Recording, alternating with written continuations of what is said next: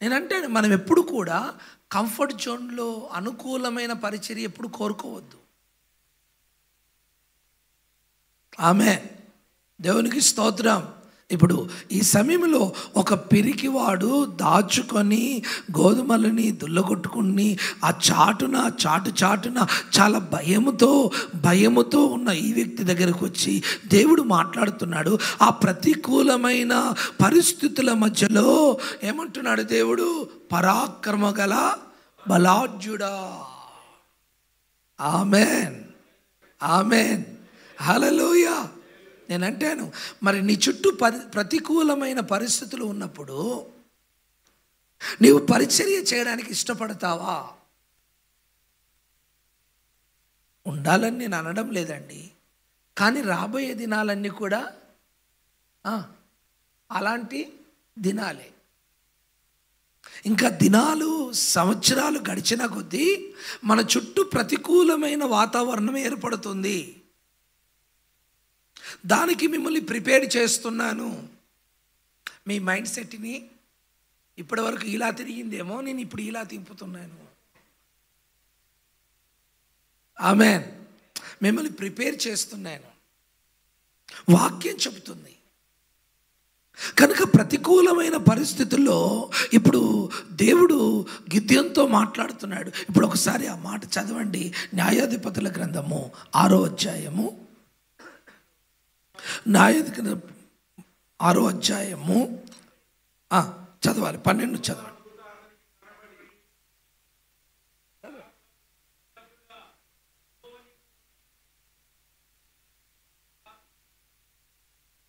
ఎవరైనా మైకులో చదివితే బాగుంటుంది చూడు. మైకులో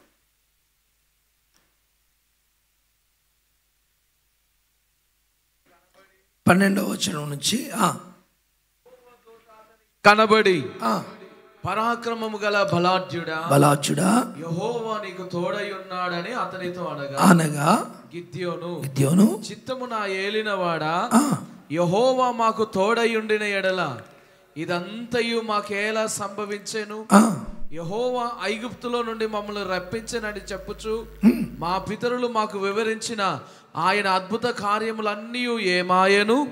యెహోవా మమ్మను విడిచిపెట్టి మిద్యానీయుల చేతికి మమ్మను అప్పగించనని అతనితో చెప్పాను. అంతటా యెహోవా అతని తట్టు తిరిగి బలము తెచ్చుకొని వెళ్ళి మిద్యానీయుల చేతిలో నుండి ఇశ్రాయేలీయులను రక్షింపుము, నిన్ను పంపిన వాడను నేనే అని చెప్పగా. ఆమేన్, ఆమేన్ చెప్దామా? హల్లెలూయా. ఏమంటున్నాడు అక్కడ? యెహోవా అతని తట్టు తిరిగి, గిద్యోను తట్టు తిరిగి బలము తెచ్చుకొని. ఈ పిరికివాడుగా ఉన్న గిద్యోను చూసి భయపడుతున్న గిద్యోను చూసి ఏమంటున్నాడు? బలము తెచ్చుకొని. అంటే ఒక విడుదల కార్యక్రమం చేయాలంటే, ప్రజలను రక్షించాలంటే మొదట సేవకునికి ఏం కావాలి? బలం కావాలి, జ్ఞానం కాదు. ఏం కావాలి? బలం కావాలి. బలం. దేవుడు చెప్తున్నాడు, నువ్వు బలం తెచ్చుకో. నేను అంటాను, నీ చుట్టూ నశించిపోతున్న ఆత్మలు రక్షించబడాలనే వాంఛ, ఆశ నీకుంది, చాలా మంచిది. ఆ వాంఛ, ఆ ఆశ, ఆకలి చాలా మంచిది. మరి నీ చుట్టూ నశించిపోతున్న ఆత్మలు ఎలా రక్షించబడతాయి? నీ సొంత బలముతో రక్షించబడతాయా?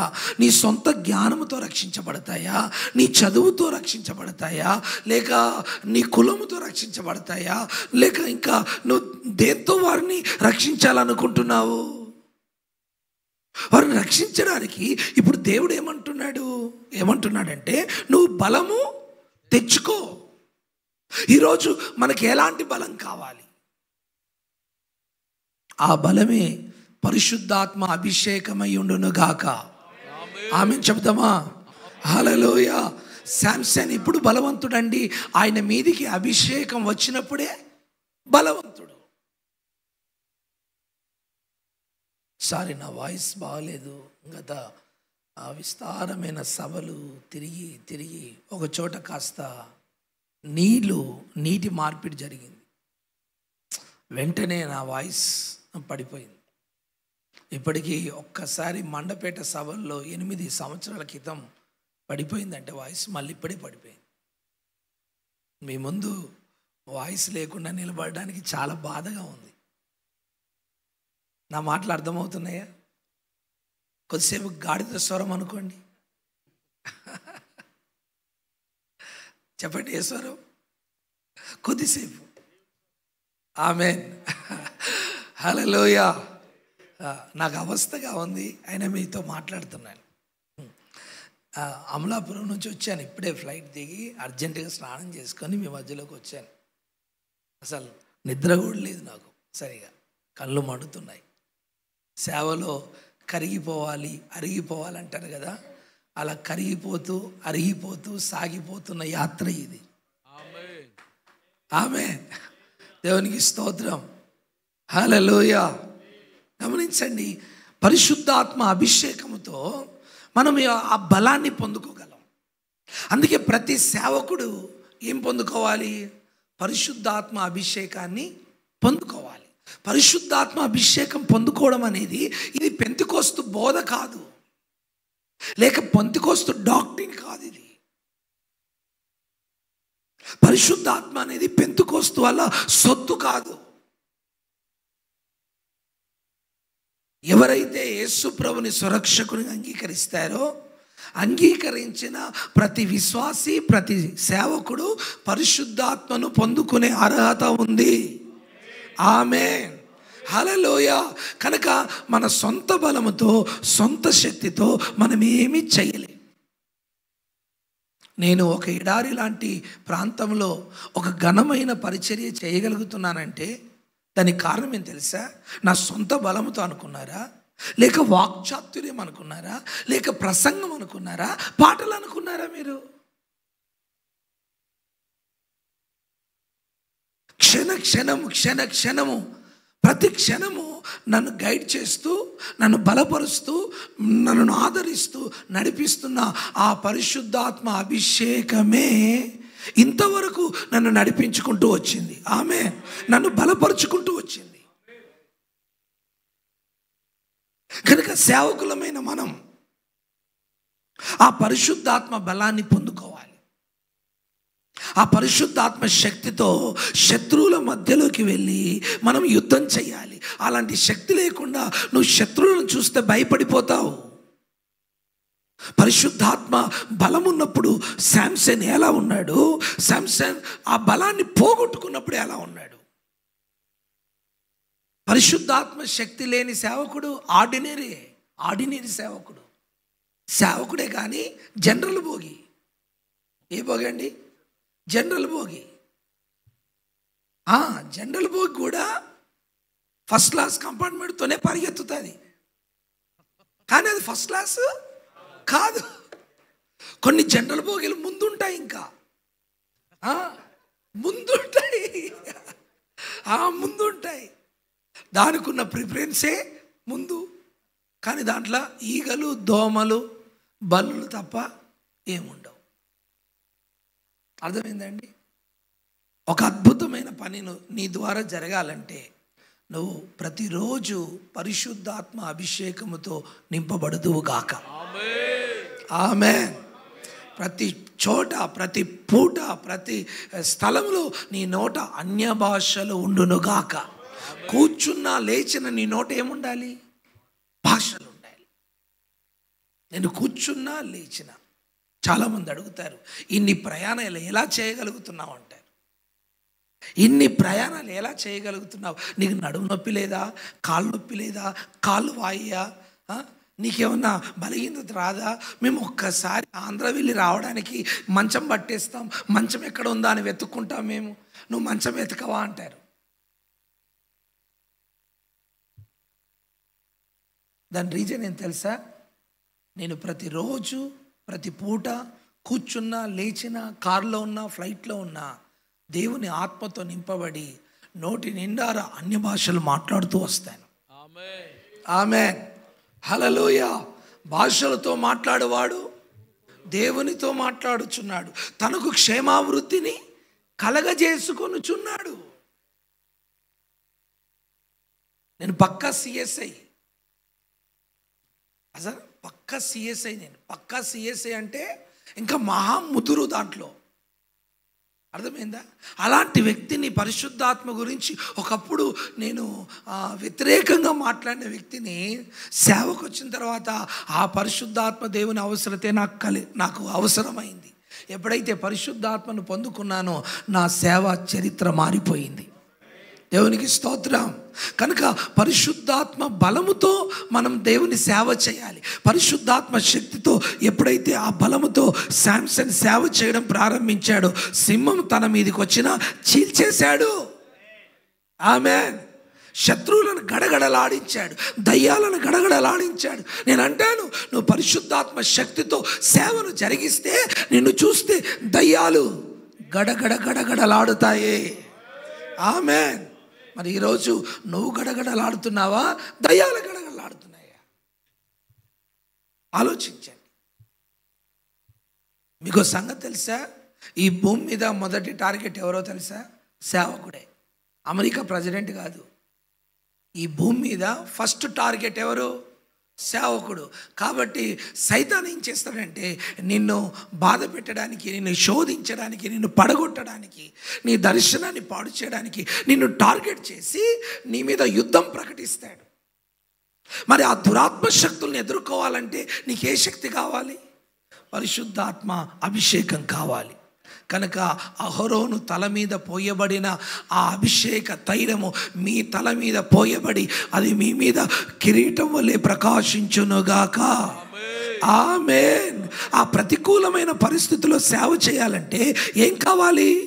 బలం కావాలి. చూడండి, ప్రతికూలమైన పరిస్థితుల మధ్యలోనే నాయకులను దేవుడు ఎన్నుకుంటాడు. మొర్దెకైనే కానీ, ఎస్తేరునే కానీ, రూతునే కానీ, వీళ్ళందరూ కూడా నాయకత్వం వహించిన వారు. వీరు దేవుని ఆత్మశక్తితో వారి జీవితంలో కార్యాలను జరిగించిన వారు. నీ చుట్టూన్న పరిస్థితులన్నీ సమర్థవంతంగా నువ్వు ఎదుర్కోవాలంటే ఖచ్చితంగా దేవుని బలము నిన్ను కమ్ముకొనుగాక. పరిశుద్ధాత్మతో నువ్వు నింపబడుదువుగాక. అహరోను తల మీద పోసిన ఆ ప్రతిష్టాత్మక అభిషేక తైలము నీ తల మీద పోయబడునుగాక. నీ నోటి నిండారా ఎప్పుడు అన్య భాషలు ఉండునుగాక. హల్లెలూయా. నింపబడు పరిశుద్ధాత్మతో, పరిశుద్ధాత్మతో నడిపించబడు. నేను అంటాను, యేసు ప్రభు సేవ ప్రారంభమైంది కదా, అసలు ఆ సేవ ప్రారంభానికి పునాది వేసింది ఎవరు? పరిశుద్ధాత్మ దేవుడే. ఆయన బాప్తీసం పొందిన వెంటనే ఆయన మీదకి ఎవరు వచ్చారు? పరిశుద్ధాత్మ. ఆ ఆత్మ అతన్ని ఏం చేసింది? అరణ్యములోకి కొనిపోయి 40 రోజులు ఉపవాస ప్రార్థనలు పెట్టి, అదిగో చూడండి, పరిశుద్ధాత్మ నడిపింపులో నడిపించబడుతున్నాడు. నేను అంటాను, నీవు సొంత నడిపింపులో ఉండకూడదు. నువ్వు సొంత నడిపింపులో సేవ చేసినంత కాలము 20 మంది, 30 మంది, 50 మంది, 100 మంది దాటవిగా నీ సేవ దాటదు. తెల్లగా అయిపోతే ఎంటికలు ఆ 100 మందిని తీసుకెళ్ళి పరదేశంలో పాట పాడి బొందలు పడేస్తాయి. నేను అంటాను, నువ్వు 100 మంది సేవకుడు కాదు, 1000 మందిని రక్షించే సేవకుడు. ఆమేన్. 100 పక్కన ఓ 0 పెట్టండి. సున్ని నువ్వు 0 అంటే చెప్పేసావు, కానీ 1000 మంది. దాని పక్కన ఇంకో 0 పెట్టండి. ఇంకోటి పెడదామా వద్దా? అంత సీన్ లేదయ్యా, నువ్వు అంత దూరం పోకయ్యా బాబోయ్, చాలా దూరం వెళ్ళిపోతున్నావు నువ్వు. 100 పక్కన 0 పెట్టడమే కష్టం, మళ్ళీ దాని పక్కన ఇంకా 0 పెట్టుకుంటా పోతే కృప విస్తరించునుగాక. Praise the Lord. నేనంటాను, నీ చేతికి వేలాది ఆత్మల్ని అప్పగించగలిగిన దేవుడు ఆయన. హల్లెలూయా, హల్లెలూయా. నేను అంటాను, నీ ఆరాధనకి, నీ పరిచయంలోకి జాతర వలె ప్రజలు వచ్చుదురుగాక. హల్లెలూయా. దేవుడు అలాంటి కార్యాన్ని చెయ్యగలడు. అందుకే బలమైన అభిషేకం కావాలి. సేవ చేయడానికి నీ జ్ఞానం లేకపోయినా పర్వాలేదు, చదువు లేకపోయినా పర్వాలేదు, స్వరం లేకపోయినా పర్వాలేదు, వాక్చాతుర్యం లేకపోయినా పర్వాలేదు, ఆ పరిశుద్ధాత్మ అభిషేకం ఉంటే చాలు. కేరళలో ఒక సేవకుడు ఉన్నాడు. ఇప్పటికీ యాప పుల్లలతో పళ్ళు తోముకుంటాడు, గోసి కట్టుకుంటాడు. చూస్తే ఎలా ఉంటాడు తెలుసా? రఫ్గా ఉంటాడు, తోటమాలి మాదిరిగా ఉంటాడు. అతని సంఘం ఎంత తెలుసా? 10,000 మంది. 10,000 మంది. కానీ అతన్ని పట్టుకుంటే అద్భుతాలు జరుగుతాయి. ఆయన ఎవరన్నా ముట్టుకున్నా అద్భుతాలు జరుగుతాయి. ఆయన ఎక్కడన్నా అడుగు పెట్టినా అద్భుతాలు జరుగుతాయి. గొడ్రాళ్ళ గర్భాలు తెరవబడతాయి, క్యాన్సర్ గడ్డలు కరిగిపోతాయి, చనిపోయిన వాళ్ళు. అందుకే ప్రజలు జాతర వలె వస్తారు. ఏంటయ్యా మర్మం అంటే, ప్రసంగమా చాలా మోటుగా ఉంటుంది, నీట్గా ఉండదు. ఎలా ఉంటుంది? మోటుగా ఉంటుంది, రఫ్గా ఉంటుంది. ఒక వ్యక్తి తీసుకొచ్చి 10 లక్షలు కానుకిస్తానంటే పా నీ కానుక ఎవడికి కావాలి పా అంటాడు. మాట విధానం. మీరేమంటారు? రండి.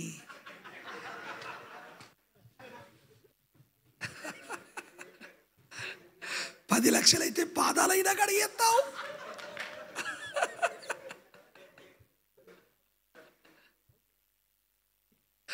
ఇప్పుడు ఈ పాట పాడాలంటే రండి రండి పరిశుద్ధాత్మ కాదు, రండి రండి రండి కానుకాత్మ. ఏ ఆత్మ? కానుకాత్మ. ధనము ఎక్కడ ఉండునో మీ మనసు అక్కడే ఉంటుందట. Praise the Lord. ధనాన్ని, స్త్రీని, ఘనతలను, సన్మానాలను విడిచిపెట్టి వాటిని తొక్కి ఒక దైవికమైన ఆత్మ నడిపింపులో సేవ చేస్తే నీ చరిత్ర, నీ సేవ అద్భుతంగా ఉంటుంది. ఆమేన్, ఆమేన్. అర్థమైందా? అంత రఫ్గా మాట్లాడతాడండి. కానుక కూడా తీసుకోండి, నీ కానుక ఎవడికి కావాలంటాడు. ఎందుకయ్యా ఆయనతో అలాంటి కార్యాలు జరుగుతున్నాయంటే అతని తల మీద ఉన్న అభిషేకము. నీ అభిషేకం ఎంత ఎత్తుగా ఉంటే నీ పరిచర్య అంత ఎత్తుగా, విశాలంగా అది విస్తరిస్తుంది. ఆమేన్, హల్లెలూయా. కొంతమంది అభిషేకం ఎంత తెలుసా? చీలమండంతే వారి అభిషేకం. కొంతమంది అభిషేకం మోకాళ్ళలోతే, కొంతమంది అభిషేకం నడుములోతే, కొంతమంది అభిషేకం ఒళ్ళలోతే. అర్థమైందండి? నీ అభిషేకం ఎంత ఉంటుందో నీ సేవ కూడా అంతే ఉంటుంది. బాగా గుర్తుపెట్టుకోండి, మీ అభిషేకము ఎంత ఉంటుందో మీ సేవ కూడా అంతే. మీ అభిషేకం ఎలా ఉండాలంటే దాటలేనంత, ఈదలేనంత. ఆమేన్, హల్లెలూయా. ఎవరు కూడా మీ అభిషేకాన్ని పట్టుకోలేనంతగా, కొలవలేనంతగా, కొరత లేనంతగా ఉన్నతమైన అభిషేకం మిమ్మల్ని దేవుడు తన ఆత్మచేత మీ మీద అలాంటి అభిషేకాన్ని కుమ్మరించునుగాక. దేవునికి స్తోత్రం. కొరత లేని అభిషేకం, కొలత లేని అభిషేకం, కొరత లేని, కొలత లేని. చూడు, ఆ అభిషేకంలో సేవ చేయి. ఎంతమంది ఫిలిప్తీయులనైనా చంపేస్తావు, ఎన్ని నక్కలైనా చెప్పండి. ఎన్ని 300 నక్కలండి. నేను అంటాను ఒక నక్క పట్టుకునిరా, ఒక నక్క పట్టుకొని రండి మీరు సాయంత్రం కూటానికి. ఒక నక్క దొరుకుతుందా? 300 నక్కల్ని పట్టుకున్నాడండి బాబోయ్. నేను అంటాను 300 నక్కల్ని పట్టుకోవడమే గ్రేట్ అంటే మరి తోకల్ని ఎట్లా కలిపాడు? మరి దీని తోక కట్టేసరికి ఆ నక్క పారిపోదా? నక్క చాలా తెలివిగా ఉంటుంది కదా. ఎలా సాధ్యం? పరిశుద్ధాత్మ అభిషేకానికి అన్నీ సాధ్యమే. ఆమేన్, హల్లెలూయా. నేను అంటాను మీకు ఏ వరాలు లేకపోయినా పర్వాలేదు, ఒక లోతైన ఉన్నతమైన అభిషేకాన్ని మీరు పొందుకోండి. అలా సేవ చేయండి. అప్పుడు చూడండి మీ పరిచర్య ఎంత అద్భుతంగా ఉంటుందంటే ఇంకా దాన్ని మనం వర్ణించలేం. అట్టి కృప దేవుడు మనకు దయచేయును గాక. హల్లెలూయ. బలము తెచ్చుకొని మిద్యానుల చేతిలో నుండి ఇశ్రాయేలును రక్షింపుము, నిన్ను పంపిన వాడను నేనే. నేను అంటాను, ఈరోజు మనల్ని ఎవరు పంపించారు? రాజకీయ నాయకుడు పంపించాడా చెప్పండి? లేక ఒక సంస్థ పంపించిందా? ఎవరండి? నన్నైతే ఎవరు పంపలేదండి, నన్నైతే దేవుడు పంపాడు. కన్ఫామ్. నేను 5th క్లాస్లో ఉన్నప్పటి నుంచే దేవుని స్వరాన్ని వింటున్నాను. నాకు అర్థం కాలేదు. డిగ్రీ అయిపోయిన తర్వాత బాంబేకి జాబ్ కోసం వెళ్ళిన తర్వాత అక్కడ ఒక పెంతికోస్తు దైవజనుడు, మంచి ఆత్మపూర్ణుడు, ఆయన నా పిలిపేంటిదో, నా పట్ల నిశ్చయత ఏంటిదో, ప్రణాళిక ఏంటిదో గుర్తు చేసి అతనితో పాటు సేవలో 3 సంవత్సరాలు తింపాడు. అతని బ్యాగ్ పట్టుకొని తిరుగుతూ అతడు ఆ గ్రామాలకు సువార్తకు వెళ్తే ఎడ్ల బండ్లు ఉంటాయి కదా, ఎడ్ల బండ్ల మీద, కచరాల మీద, బండ్ల మీద కూర్చొని సువార్త ప్రకటించడానికి గ్రామాలకు వెళ్ళేవాళ్ళం. అలా నిజామాబాద్ జిల్లా అంతా ఎడ్ల బండ్ల మీద తిరిగాం మేము. ఆ దైవజనుని బ్యాగు మోయడానికే 3 సంవత్సరాలు పట్టింది నాకు. ఉన్నాయా ఇలాంటి అనుభవాలు? బ్యాగ్ మోసేది పోయి అయ్యగారులను బ్యాగులో పెట్టెత్తున్నారు ఈరోజు.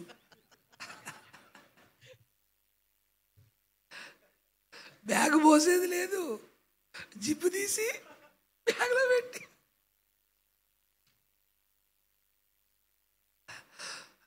Praise the Lord, praise the Lord. నేను అంటున్నాను, ఈ రోజుల్లో చాలామందికి అనుభవం లేని ప్రసంగాలు, అనుభవం లేని ప్రసంగాలు. కానీ పేతురు ఏమంటాడు? మా చేతులు దేన్ని తాకి చూశాయో, మేము దేనిని విన్నాము, దేన్ని స్పర్శించామో, ఏది చూశామో దానినే మీకు ప్రకటిస్తున్నాం. ఆమేన్, హల్లెలూయా. కనుక గిద్యోనును దేవుడు ఏర్పరచుకున్నట్టుగా ఈరోజు దేవుడు మనందరినీ కూడా ఈ ఘనమైన పరిచర్య చేయడానికి దేవుడు మనల్ని ఏర్పరచుకున్నాడు. ఆమేన్. అందుకే దేవుని సేవకులమైన మనము మన పిలుపును, ఏర్పాటును మరి నిశ్చయము చేసుకోవాలి. చదవండి ఆ మాట. పేతురు రాసిన 1వ పత్రికలో ఆ మాట ఉంది, మీ పిలుపును, ఏర్పాటును మరి నిశ్చయము చేసుకొనండి. ఈరోజు చాలామందికి వారి పిలుపు అర్థం కావడం లేదు, వారి గురించిన దేవుని యొక్క ఏర్పాటు అర్థం కావడం లేదు. దేవుడు నిన్ను పిలిచిన పిలుపేంటిదో, నీ పట్ల దేవునికున్న ప్రణాళిక ఏంటిదో మరి నువ్వు సరిగా గుర్తించగలిగితే నీ ద్వారా ఒక ఘనమైన పరిచర్య జరుగుతుందని దేవుని వాక్యం చెబుతుంది. పేతురు రాసిన 1వ పత్రిక 1వ అధ్యాయము 2వ పత్రిక 1వ అధ్యాయము 10వ వచనం చూడండి.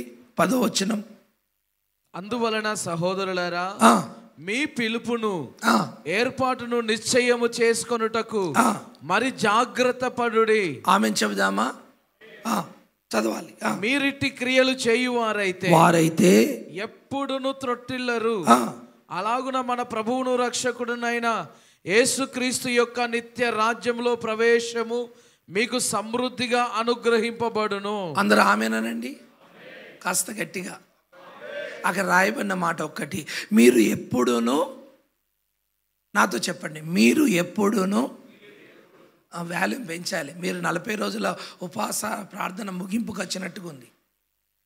అర్థమైందా? కాస్త హుషారుగా. మీరు ఎంత హుషారుగా ఉంటే మీ సంఘాలు కూడా అంత ఉజ్జీవంగా ఉంటాయి. మీరు ఇక్కడ ఏది విత్తుతారో మీ సంఘాల్లో అదే కోస్తారు. ఎప్పుడు గుర్తుపెట్టుకోవాలి, మీరు ఏమి విత్తుతారో అదే కోస్తారు. అది ఎప్పుడు గుర్తుపెట్టుకోవాలి. ఇప్పుడు కాస్త గట్టిగా చెప్పండి. అక్కడ రాయబడిన మాట, మీరిటి క్రియలు చేయువారైతే ఎప్పుడును త్రొట్టిల్లరు. నాతో చెప్పండి, ఎప్పుడును త్రొట్టిల్లరు. మరొకసారి, ఎప్పుడును త్రొట్టిల్లరు. ఏంటి, ఎందుకన్నాడు ఆ మాట? ఎందుకన్నాడు? మీ పిలుపును ఏర్పాటును మరి నిశ్చయము చేసుకున్నటకు జాగ్రత్త పడండి. మీ పిలుపును ఏర్పాటును మీరు నిశ్చయం చేసుకుంటే మీరు ఎప్పుడునూ త్రొట్టిల్లరు. చాలామందికి దేవుడు వాళ్ళని ఎందుకు పిలిచాడో తెలియదు. ఒక ఆయన అంటాడు, తండాలో సేవ చేయడానికి పిలిచానంటాడు. మిగతా వాళ్ళందరూ గంగలు గలవనియా, అయిపోయినాయా? ఇంకో ఆయన అంటాడు, దేవుడు నన్ను అనాథాశ్రయం పెట్టడానికి పిలిచాడంటాడు. అనాథాశ్రయం పెట్టడానికి అన్యజనులు లేరా? వాళ్ళు లేరా? ఆత్మలు రక్షించడానికి సేవకులు కావాలి. అనాథాశ్రయాలు పెట్టడానికి సేవకులు అవసరం లేదు. దాని ఆలోచన దృక్పథం వేరు. ఏదో సంపాదించుకోవాలనుకుంటున్న వాళ్ళ పేరు మీద, ఏదో పోగేయాలనుకుంటున్నావు. మానవ సేవే మాధవ సేవ అనే కాన్సెప్ట్లోకి వెళ్ళిపోయావు నువ్వు. దేవుడు యేసుప్రభు వచ్చిన ఉద్దేశం ఏంటి? నశించిన దాన్ని వెదికి రక్షించుటకు క్రీస్తు యేసు ఈ లోకానికి వచ్చాడు. మరి దేవుడు నిన్ను ఎందుకు ఎన్నుకున్నాడు? నశించిపోయే ఆత్మల దర్శనం లేదు, కానీ అనాథాశ్రయ దర్శనం వచ్చేసింది. దానికి దర్శనం ఎందుకండి? ఓ దయగలిగిన గుణం ఉంటే చాలు. అవునా కాదా? చెప్పరే. దయగలిగిన గుణం ఉంటే చాలు. దానికి దర్శనం ఎందుకు? దానికి పిలుపు ఎందుకు? ఈరోజు చాలామంది సేవకులకు దేవుడు వారిని ఎందుకోసం పిలిచాడు, ఎందుకోసం వారిని ఏర్పాటు చేసుకున్నాడో సరిగా అర్థం చేసుకోలేకపోతున్నారు. నేనంటాను, ఈ 2025 సంవత్సరం ఈ ఫిబ్రవరి మాసం 6వ తారీఖున దేవుడు నిన్ను ఒక ప్రశ్న ఇస్తున్నాడు. నేను నిన్ను పిలిచిన పిలుపును, నిన్ను ఏర్పరచుకున్న ఏర్పాటును నువ్వు గ్రహించావా? నేను పిలిచిన పిలుపు మీద నీ క్లారిటీ ఉందా? నేను నిన్ను ఏర్పాటు చేసుకున్నాను కదా, దాని విషయంలో నీ క్లారిటీ ఉందా? సేవ మీద క్లారిటీ ఉందా? పిలుపు మీద క్లారిటీ ఉందా? వాక్యం మీద క్లారిటీ ఉందా? దర్శనం మీద క్లారిటీ ఉందా? దేవుడు నిన్ను ఎన్నుకున్న విధానం మీద క్లారిటీ ఉందా?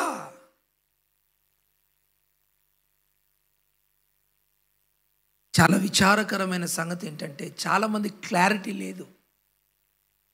అందుకే చూడండి, సేవంత ఎలా ఉంది? భిక్షమడుక్కున్నట్టుంది, భిక్షమడుక్కున్నట్టుగా ఉంది. వాళ్ళ కోసం ఎదురు చూడాలి, విశ్వాసులే భోజనం పెట్టాలి, ఎదురు చూడాలి, వారి కానుకల కోసం ఎదురు చూడాలి. నిజంగా దేవుడు నిన్ను పిలిచిన వాడైతే, నిన్ను ఏర్పరచుకున్న వాడైతే, నిన్ను పిలిచిన వాడు నిన్ను పోషించడా? నీ ఇల్లు రెంట్ కట్టడా? నీ కరెంటు బిల్లు కట్టడా? నీకు డీజిల్ పోయాడా? నీకు కావలసిన వాహనాలు ఇవ్వడా? నీకు మందిరాన్ని కట్టించడా? నీకు ఆత్మలు ఇవ్వడా? నీ పిలుపు మీద నీకు సరి అయిన క్లారిటీ లేకపోతే నువ్వు ఏం సేవ చేస్తావు? నన్ను చాలా సంస్థల వాళ్ళు చాలామంది ఆహ్వానించారు. పెద్ద పెద్ద సంస్థ నాయకులు మా మినిస్ట్రీలో సేవ చేయమని, నా నమ్మకత్వాన్ని చూసి, పరిచర్యను చూసి, పరిచర్య ఎదుగుదల చూసి, చాలామందికి ఆ దినాల్లో ఆదిలాబాద్ జిల్లా మీద టార్గెట్ ఉండేది. వెనకబడి జిల్లాలో మా మినిస్ట్రీ స్టార్ట్ చేయాలి, మా హోమ్ స్టార్ట్ చేయాలి, మా కాలేజ్ స్టార్ట్ చేయాలి, మా చర్చిలు స్టార్ట్ చేయాలని హైదరాబాద్లో ఉన్నవారు, విజయవాడలో ఉన్నవారు, వైజాగ్లో ఉన్న పెద్ద పెద్ద సేవకులు ఆదిలాబాద్ వెనకబడిన జిల్లా మీద మాకు సంఘము, మాకు మినిస్ట్రీ ఉండాలి. అప్పుడు వాళ్ళకి ఫండ్ బాగా వచ్చేది. కాబట్టి దాన్ని యూజ్ చేయడానికి కొంతమంది నాయకులు పంపించారు నా దగ్గరికి. మనుషులను పంపించారు, డబ్బిచ్చి పంపించారు. మామూలుగా పంపించలేరు, డబ్బిచ్చి పంపించారు. విజయవాడ నుంచి ఒక బిషప్ గారు వచ్చారు. అయ్యా, మా సంస్థలో చేరు, మీకు 25,000 శాలరీ ఇస్తాము, కొత్త సొమ్ము ఇస్తాము, మీ పాస్టర్ గారికి 20,000 ఇస్తాము, మీరిద్దరు చదువుకున్నారు కాబట్టి ఇక్కడంతా ఒక 100 ఎకరాల స్థలం కొంటాము, దీనంతా మీ ఆధ్వర్యంలో నడిపించండి. ఇదిగో ఈ సుట్ కేసులో ఉన్న డబ్బులు అడ్వాన్స్గా ఇస్తున్నాను, నువ్వు ఎంత ఖర్చు పెట్టుకుంటావో పెట్టుకో, మిగతా ఏం చేయాలనుకుంటూ చేయని ఒక సుట్ కేసు ఇప్పి చూపించాడు.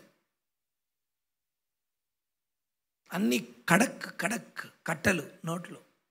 అప్పటికి ఆ రోజు అప్పటికి 10 రోజుల నుంచి మాకు ఆహారం లేదు.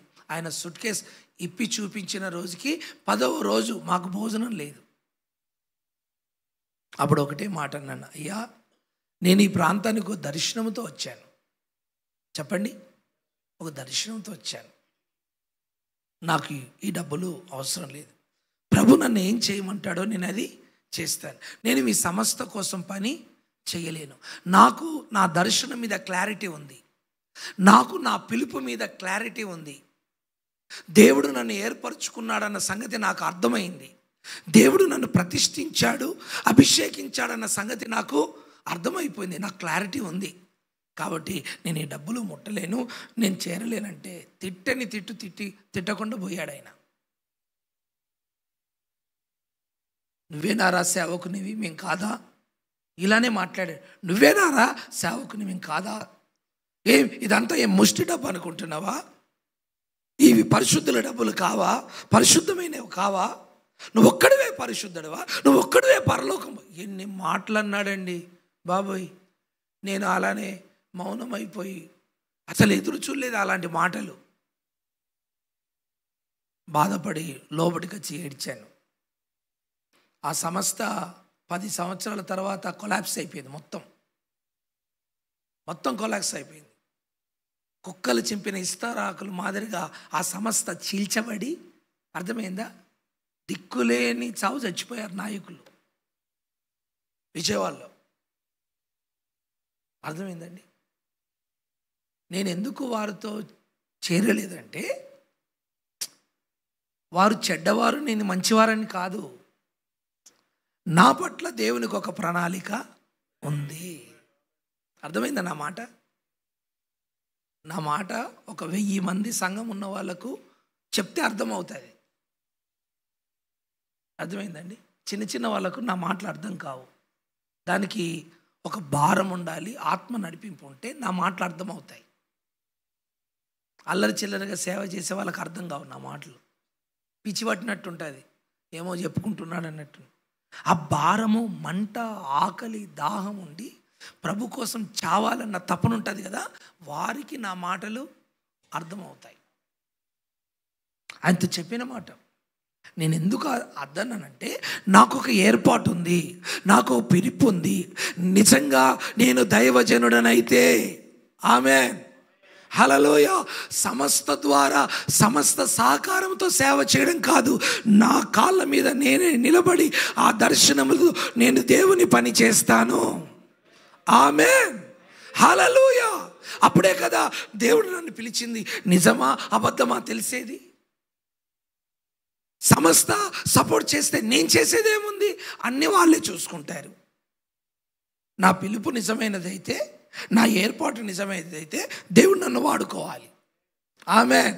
దేవుడు నా అవసరతలు తీర్చాలి అని ఆ మొండి ధైర్యంతో సేవ మొదలుపెట్టాను. మొదలు పెడితే 10 సంవత్సరాలు కంటికి విరామం లేదు. మడుగు కట్టేది, భోజనం లేదు, చెప్పులు లేవు, వస్త్రం లేదు, ఒక స్నానం చేయడానికి సబ్బు లేదు.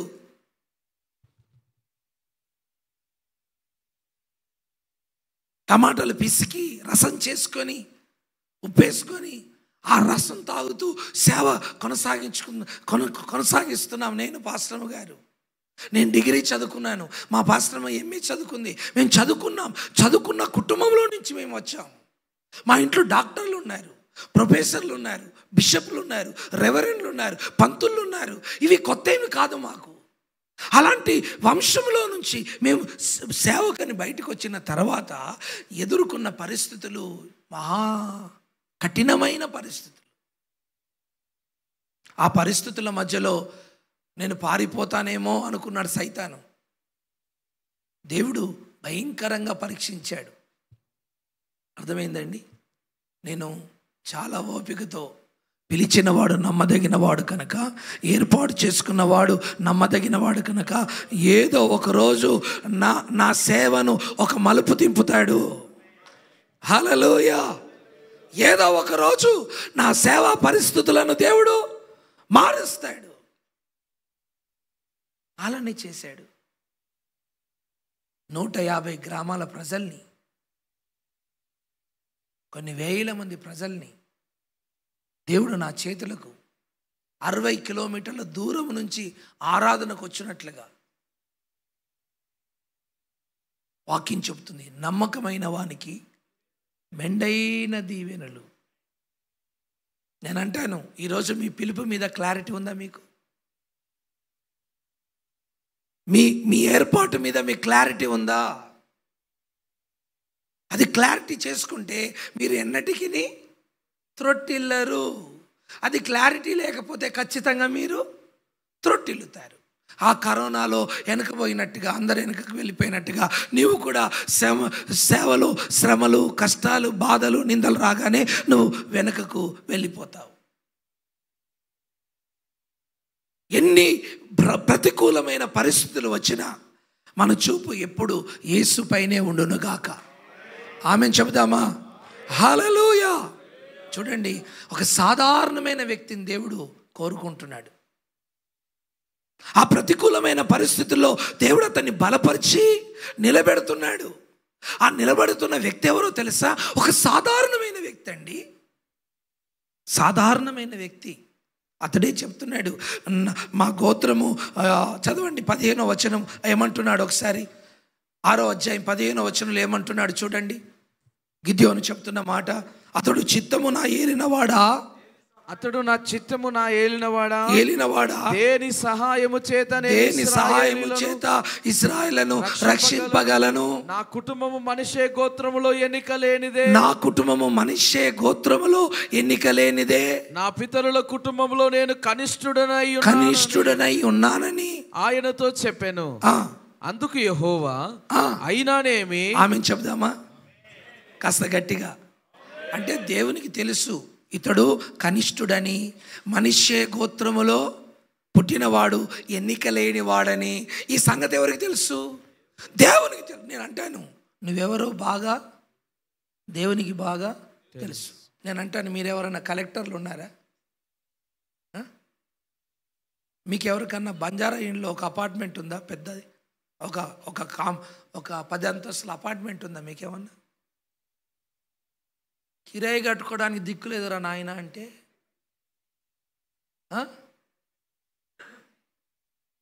బంజారా హిల్స్లో 10 అంతస్తుల బిల్డింగ్ ఎవరికైనా ఉంటే చెప్పండి. ఉందా? 10 ఎకరాలు.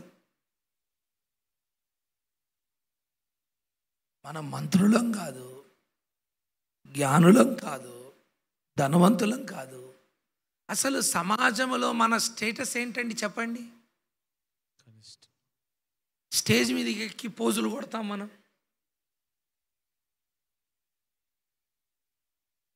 ఏ तेरा बाप का स्टेज है क्या?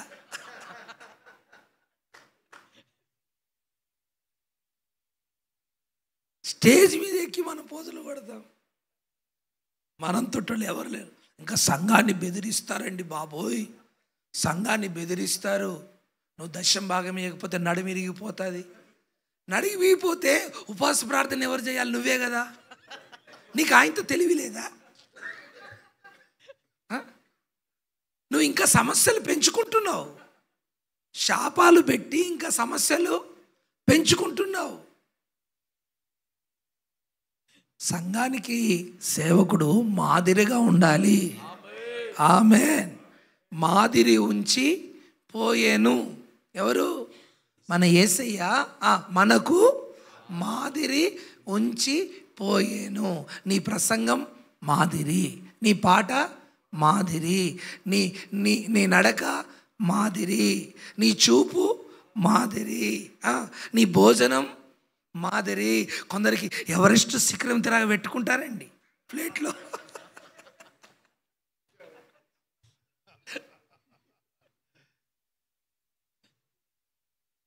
ఈ పక్క పాస్టర్కి ఎక్కువేసి పక్క పాస్టర్ తక్కువ వేసాడు అనుకోండి, అంటే ఏంటి? నేను తక్కువ తింటానా? అందుకే చూడండి, ఈరోజు సేవ పెరుగుతలేదు, కడుపు పెరిగిపోతుంది. పాస్టర్ గారికి ఎన్నో నెల అంటే 9వ నెల. ప్రసవించే డేట్ వచ్చేసింది. మేము చేస్తాం రండి మీకు ప్రసవం. ఉపవాసం పెట్టి ఇస్త్రీ చేసినట్టు చేసేస్తావు. కృప మీ మీద విస్తరించును గాక. హల్లెలూయా, హల్లెలూయా. చూడండి, సమాజంలో మనం ఏ యోగ్యత లేనివారం. మనం విద్యాంసులం కాదు, జ్ఞానులం కాదు, ధనవంతులం కాదు, పెద్ద పెద్ద హోదాలు ఉన్నవారిమి కాదు. సాధారణమైన కుటుంబంలో సాధారణమైన వ్యక్తులుగా పెరిగి సాధారణమైన చదువులు చదివి, అర్థమైందా? ఇదిగో దేవుని చేత ఎన్నిక లేని గిద్యోను ఎలా పిలువబడ్డాడో ఆ విధంగా మనమందరం పిలువబడిన వారిమే. ఆమేన్. దేవుడు ఎవరిని పిలిచినా ఎన్నిక లేని వారిని దేవుడు పిలిచాడు. ఎన్నిక లేని దావీదు ఎన్నిక లేనివాడే కదా, గొర్రెలు కాసుకునేవాడే కదా. ఎస్తేరు చూడండి, ఒక బానిసనే కదా. రూతు చూడండి, ఒక మోయాబు స్త్రీ, పరిగెరుకునే వ్యక్తి కదా. అందరూ, మొర్దెకై చూడండి, వీళ్ళందరూ ఎవరండి? ఎన్నిక లేని వారు, సాధారణమైన వ్యక్తులు. వాళ్ళకి పెద్ద సొసైటీలో పెద్ద స్థాయి ఏమి, స్టేటస్ ఏమీ లేదు. ఈరోజు మనం కూడా ఎన్నిక లేని వారమే. అయినప్పటికీ గిద్యోని ఎన్నుకున్నవాడు దేవుడు మనని కూడా ఎన్నుకున్నాడు. ఆమేన్, హల్లెలూయా. ప్రార్థన చేసి గిద్యోను అంటున్నాడు, అయ్యా నేను ఎన్నికలేని వాడిని, నా కుటుంబం ఎన్నికలేనిది, నా గోత్రం ఎన్నికలేనిది. అయ్యా నేను కనిష్ఠుణ్ణి, నేనేం చేస్తానయ్యా? నాతోనేమవుతుందయ్యా? నేను ఎన్నికలేని వాడిని ప్రభువా, నాతో ఏమవుతుంది ప్రభువా? నేనేం చెయ్యలేను ప్రభువా, నాతో ఏమవుతుంది? దేవుడు అంటాడు, అయినా ఏమి, నువ్వు ఎన్నిక లేని వాడవైతే ఏంటి, పర్వాలేదు, నేనేం చేస్తాను తెలుసా? ఎన్నిక లేని వ్యక్తిని బలమైన జనముగా, బలమైన నాయకునిగా, బలమైన సేవకుడిగా నేను అతన్ని అభిషేకిస్తాను. హల్లెలూయా. నేను అంటాను, నువ్వు ఎన్నిక లేని వాడవే, కానీ దేవుడు నిన్ను ఎన్నుకున్నాడు. దేవుడు నిన్ను ఎన్నుకున్నాడు. దేవుడు నిన్ను ఎన్నుకున్నాడంటే, దేవుడు నిన్ను చూజ్ చేసుకున్నాడంటే ఇది సాధారణమైన విషయము కాదు. బాగా గుర్తుపెట్టుకోండి. సీఎం, పిఎం, ప్రెసిడెంట్ నిన్ను చూజ్ చేయలేదు. సీఎంలకు సీఎం, పిఎంలకు పిఎం, ప్రెసిడెంట్లకు ప్రెసిడెంట్ అయిన, రాజుల రాజు, ప్రభువుల ప్రభు, భూత వర్తమాన భవిష్యత్ కాలకు దేవుడై ఉన్న సర్వశక్తి కలిగిన దేవుడు నిన్ను ఏర్పరచుకున్నాడు. నీ పిలుపు చాలా గొప్పది, నీ పిలుపు చాలా గొప్పది, నీ ఏర్పాటు చాలా. నేను ఎంత హ్యాపీగా ఫీల్ అవుతానో తెలుసా? ప్రభువా నన్ను నువ్వు చూజ్ చేసుకున్నావు. నాలాంటి జయరాజులు ఎంతమంది లేరు ప్రభువా? నాలాంటి జయరాజులు ఎంతమంది లేరు ప్రభువా? ప్రభువా నేను లక్కీ, నేను చాలా లక్కీ ప్రభువా. ఎందుకంటే ఇన్ని కోట్ల మంది ప్రజల్లో, ఇన్ని కోట్ల మంది, లక్షల మంది ప్రజల్లో నీ దృష్టి నా మీద పడింది. ఆమేన్, ఆమేన్. చూడండి, ఎంతోమంది మీ చుట్టూ ఉన్నారు, లక్షల మంది. దేవుడు మీ బంధువుల మధ్యలో నుంచి, మీ గ్రామం మధ్యలో నుంచి, మీ జిల్లా, మీ రాష్ట్రం మధ్యలో నుంచి దేవుడు నిన్ను చూజ్ చేసుకొని దేవుడు సేవకు తీసుకొచ్చాడంటే నీకు అదేమన్నా చాలా చీప్గా అనిపిస్తుందా? ఆ పిలుపు, ఆ ఏర్పాటు నువ్వు తక్కువ అంచనా వేస్తున్నావా? నిన్ను పిలిచిన వాడు ఎవరు అనుకుంటున్నావు? నిన్ను పిలిచినవాడు నమ్మదగిన దేవుడు, సర్వశక్తి కలిగిన దేవుడు, అబ్రాహాము, ఇస్సాకు, యాకోబుల దేవుడు. నిన్ను పిలిచిన వాడు ఎర్ర సముద్రాన్ని పాయలు చేయగలిగిన దేవుడు, బండలో నుంచి నీళ్ళు ఇయ్యగలిగిన దేవుడు, మారాను మధురంగా మార్చగలిగిన దేవుడు, ఉన్నది లేనట్టు, లేనిది ఉన్నట్టు చేయగలిగిన దేవుడు, అసాధ్యమైన వాటిని సాధ్యం చేయగలిగిన దేవుడు నిన్ను పిలిచాడు.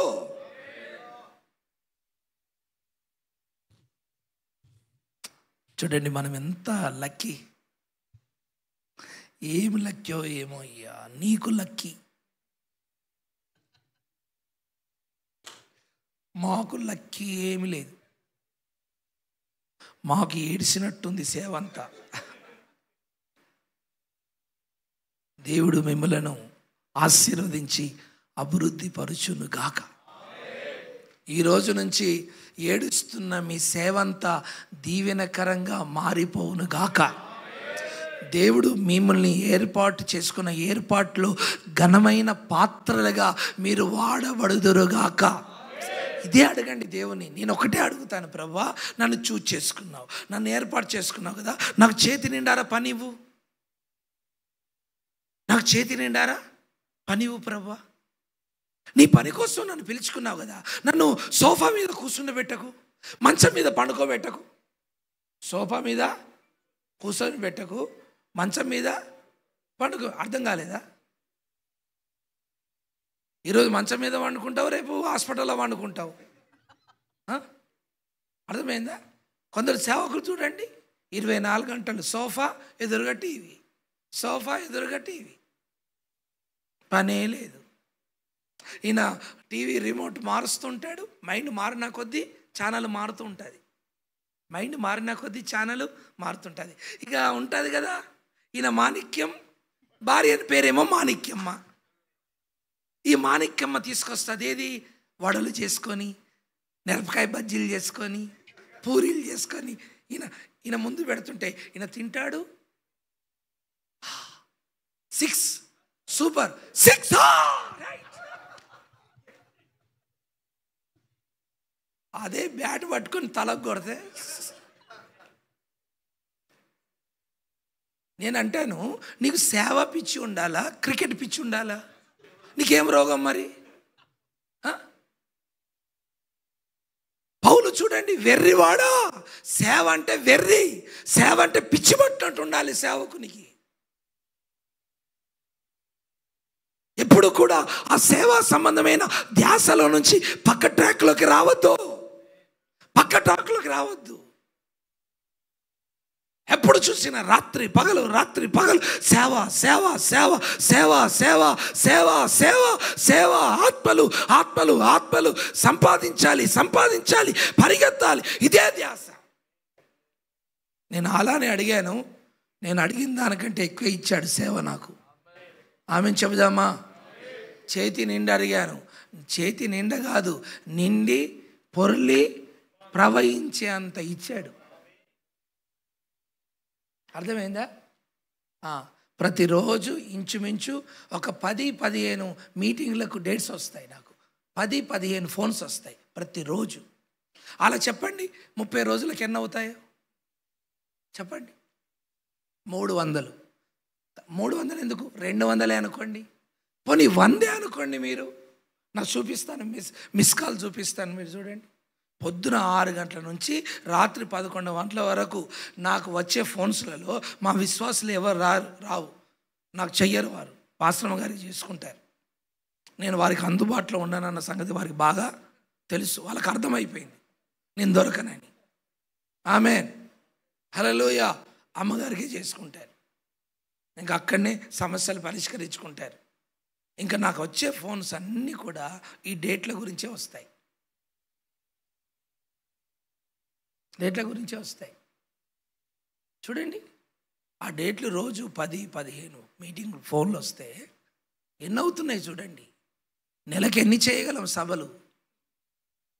20-25 కంటే సభలు ఎక్కువ చేయలేము. అర్థమైందండి? చేతి నిండారా సభలు, చేతి నిండారా సేవ, చేతి నిండారా పరిచర్య, చేతి నిండారా? ఒకసారి రండి, నిర్మల్ రండి, నేను భోజనం పెడతానండి, నేను భోజనం పెడతాను, నేను పాస్టింగ్లో పంపను, భోజనం పెడతాను. రండి, వచ్చి చూడండి, ఒక ఆదివారం వచ్చి చూడండి. ఏ చర్చి ఆత్మలు ఉండవు, ఫ్రెష్ చేప, ఎవరు ఎంగిలి చెయ్యని చేప, ఫ్రెష్.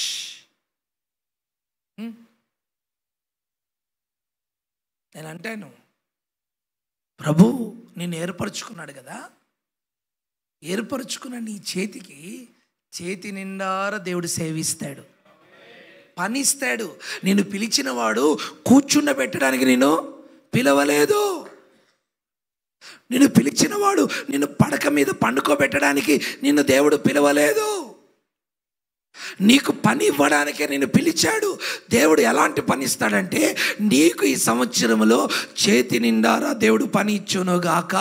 నేను అంటాను, పాస్టర్తో మాట్లాడడానికి కూడా టైం దొరకదు నీకు. అయితే విడాకులు ఇస్తాదయ్యా, పోనీ దరిద్రం పోయిందనుకో, ఎంత మాట్లాడివయ్యా.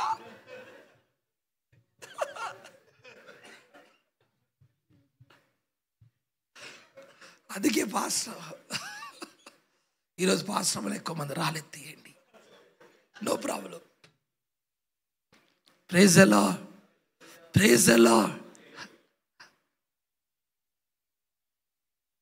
మా పరిస్థితి అంతేనండి. మా పరిస్థితి, నేను పాస్టర్తో ఎప్పుడు మాట్లాడతానో తెలియదు, తను కూడా నన్నేమి అడగదు. ఆమేన్.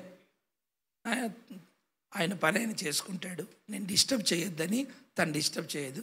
తనకు అప్పగింపబడిన బాధ్యతలు తను చేసుకుంటుంది. 10 రూపాయలు కూరగాయలకు అడగదు, బట్టలకు అడగదు, దేనికి అడగదు. విశ్వాసాలు ఏది ఇస్తే అది ఖర్చు పెట్టి నడిపిస్తాయి. Amen. Praise the Lord, praise the Lord. ఏదైనా చెప్పవలసిన సమస్యలు ఉంటే చెప్తుంది. ఎప్పుడు మాట్లాడుకుంటామో నిజమండి, ఎప్పుడు మాట్లాడుకుంటామో మాకు తెలియదు. వారం రోజులైంది పాస్టర్ మాకు ఫోన్ చేయక, నేనే ఫోన్ చేయాలి మళ్ళీ. ఎందుకు? తనేమో నన్ను డిస్టర్బ్ చేయొద్దని ఉంటుంది. ఎవరో సేవకులు ఉంటారు, మీటింగ్లో ఉంటారని నేనే చేయాలి. నాకు కూడా జ్ఞాపకం రాదు పాస్టర్ అమ్మ. మీరందరూ ఉండగా నాకు ఎలా గుర్తొస్తారు? మరి ఆ టైంలో గొడవలు కావాలా లేదా? కావాలా లేదా చెప్పండి. డాడీకి పని లేదు, ఈయనకు పని లేదు, ఎప్పుడు సేవ సేవ సేవ సేవ. ఆ సేవలోనే సావురా నువ్వు అని అనాలా లేదా చెప్పండి. ఇలా అంటున్నారండి భార్యలు.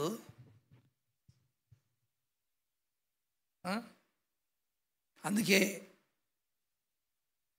నేను అంటాను, దేవుడు మీకు ఎలాంటి సేవ ఇవ్వాలని మీరు ఆశపడుతున్నారు ఈ సంవత్సరంలో? నేను ఆశపడుతున్నాను, చేతి నిండార సేవ దేవుడు మీకు ఇచ్చును గాక. అటు పాస్టర్కి ఇచ్చును గాక, ఇటు పాస్టర్కి ఇచ్చును గాక. నువ్వు పాస్టర్కి ఇచ్చి పాస్టర్ ఎగిపోతే పాస్టర్మ నీతోనే సేవ మొదలు పెట్టుకుంటుంది. అందుకే సేవ ఆమెకి ఇవ్వాలి, సేవ. అందుకే పాస్టర్మను తీసుకొని రావాలి, మీరు తీసుకొని రావాలి. మీకేం తెలుసు? మీరు సగభాగాన్ని వదిలిపెట్టొచ్చారు ఇంటికాడ. ఇప్పుడు ఏం మారినా సగమే మారుతుంది.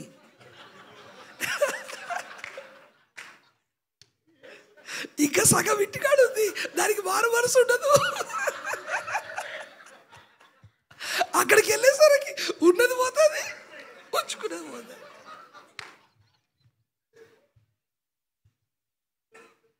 అందుకే వాక్యం చెప్తుంది, మర్మము గొప్పది.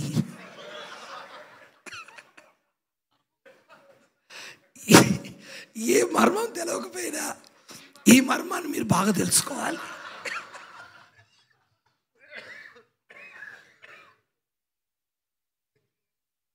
మీకు ప్రకటన గ్రంథం 7 ముద్రలు ఇప్పరాకపోయినా పర్వాలేదు.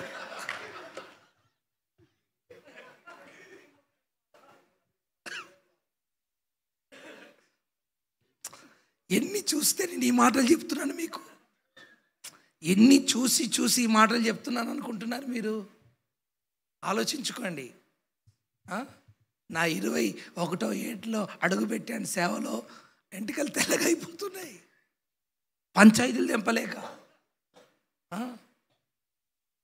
అంటే మీ పాస్టర్లు అలా అని కాదు నేను చెప్పేది, లోకం పరిస్థితులు చెప్తున్నాను. ఆమేన్. దేవుడు మిమ్మల్ని బలపరిచి ఒక చేతి నిండార సేవ దేవుడు మీకు దయచేయునుగాక. హల్లెలూయా. ఒకే బలహీనుడైన వ్యక్తిని దేవుడు బలపరిచాడు. ప్రతికూలమైన స్థలంలో సమయంలో దేవుడు అతన్ని ఏర్పరచుకున్నాడు. ఎన్నిక లేని వ్యక్తిని దేవుడు ఏర్పరచుకొని ఇప్పుడు వాడుకోవాలని దేవుడు ఆశపడుతున్నాడు. మరి ఎన్నిక లేని వ్యక్తి దేవుడు తనని ఏర్పరచుకున్న దానికి ఒక సూచన అడిగాడు. దైవ చిత్తాన్ని తెలుసుకోవడానికి ప్రయాసపడ్డాడు. సూచన అడిగాడు. తెలుసు కదా, అతడు గొర్రెబొచ్చు తీసుకొచ్చి అది మంచుతో తడవాలి, నేలంతా ఎండిపోవాలి, తర్వాత నేలంతా తడవాలి, బొచ్చు మాత్రము ఎండిపోయాడు. ఇలాంటి సూచనలు దేవుని దగ్గర అడిగాడు. చూడండి,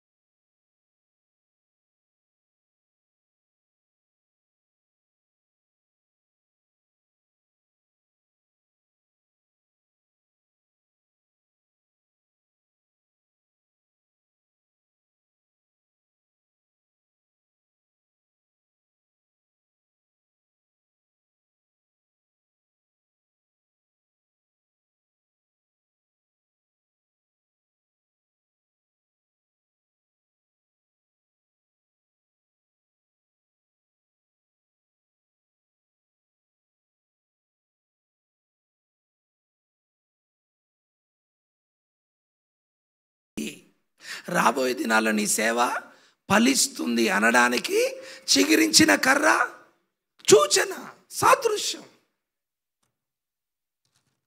నేను అంటాను, మీకేమైనా సూచనలు కనిపిస్తున్నాయా? మీకేమైనా సూచనలు కనిపిస్తున్నాయా? చూడాలండి, సూచనలు చూడాలి, కనిపించాలి. నాకు కనిపిస్తున్నాయి, నా పరిచర్య గురించి నాకు కనిపిస్తున్నాయి, నా దర్శనంలో నాకు కనిపిస్తున్నాయి, నా ఏర్పాటులో నాకు కనిపిస్తున్నాయి. అది నేను చెప్పకూడదు, మీరు ఇప్పుడు వినకూడదు.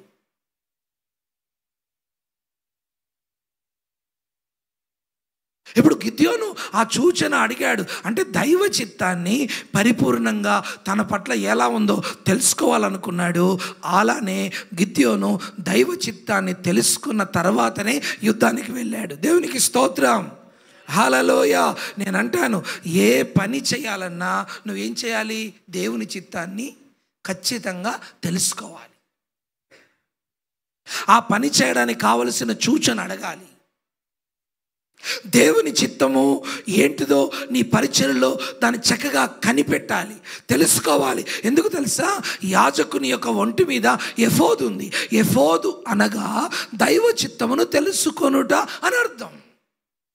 ఎఫోదు. దావీదు గమనించండి, అమాలేకీయులు వచ్చి భార్య పిల్లల్ని ఆస్తిని దోచుకొని పోయినప్పుడు అబ్యాతారు యాజకుని పిలిచి ఏం తెమ్మన్నాడు? ఎఫోదు తెమ్మన్నాడు.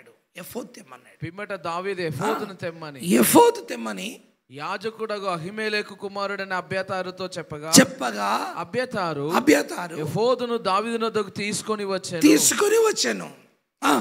నేను ఈ దండును తరిమిన ఎడల దాన్ని కలుసుకొందునా అని యెహోవా యొద్ద దావీదు విచారణ చెయ్యగా యెహోవా తరుముము, నిశ్చయముగా నీవు వారిని కలుసుకొని తప్పక నీ వారిని అందరినీ దక్కించుకొందు అని సెలవిచ్చాను. ఆమేన్ చెబుదామా? హల్లెలూయా. అంటే ఒక పని చేయడానికి, ఒక సభ పెట్టడానికి, ఒక మందిరం కట్టడానికి, పరిచర్య ధర్మం జరగడానికి, విజిటింగ్కి వెళ్ళడానికి, అన్నిటికీ నువ్వేం అడగాలి? దైవ చిత్తం అడగాలి. విశ్వాసులు కదా, ఎప్పుడంటే అప్పుడు విజిటింగ్ చేస్తానంటే పరమగీతం పాడతావు. నిజం జరిగింది చెప్తున్నాను, వినండి. సరిగ్గా అదే టైంకి అలా ఆ బ్రదరు డ్యూటీకి వెళ్ళిపోయాడు. డ్యూటీకి వెళ్ళిపోయిన 15 నిమిషాలకు ఈయన విజిటింగ్కి వెళ్ళాడు. అర్థమైందా? వెళ్ళిన తర్వాత గమనించండి, సరే పాస్టర్ గారు వచ్చారు కదా అని లోపలికి రమ్మని చెప్పింది. ఇంకేముంది, కొద్దిసేపు అయిన తర్వాత పాట, ప్రసంగం, తర్వాత మెల్లగా ఆట, రాను పరమగీతం స్టార్ట్ అయింది. చాలా ఘోరం అండి, చాలా ఘోరం. ఇద్దరు లేచిపోయారు. ఇప్పుడు చెప్పండి, ఆ విజిటింగ్ దేవుని చిత్తమేనా?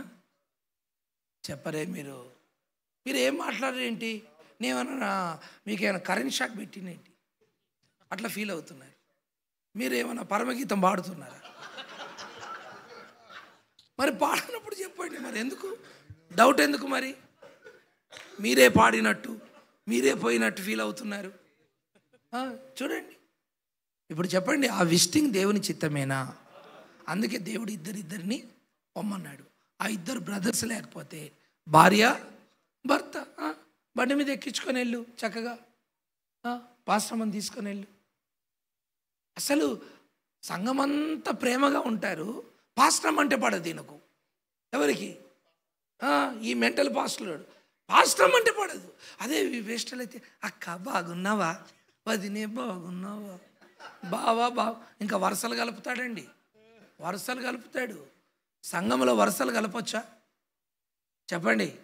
కలపకూడదు వరుసలు. చాలా చాలా తప్పు. ఆ వరుస మాటలోని ఆలోచన విధానం మారిపోతుంది. వరుస కలపొద్దు. బ్రదర్ సిస్టర్, అమ్మ అయ్యా, తమ్ముడు చెల్లి, ఇదే పరమగీతం. ఇలాంటి సంఘటనలు జరిగి మా ప్రాంతంలో కూడా పాస్టర్ భార్యను తీసుకొచ్చి సంఘం పెట్టిండు మా ప్రాంతంలో. నేను అన్నాను, అరే పాపమురా, తప్పురా, అలా చెయ్యొద్దురా అంటే ఆమె పోదట, అయ్యా ఆమె పోదట, నాతోనే ఉంటుందట. అరే దుర్మార్గుడా, నాతోనే ఉంటావు నువ్వు. మళ్ళీ సరే విశ్వాసి కాదు, పాస్టర్గా సేవ చేస్తానంటావు. ఎంత ఘోరం చూడండి, ఎంత ఘోరం.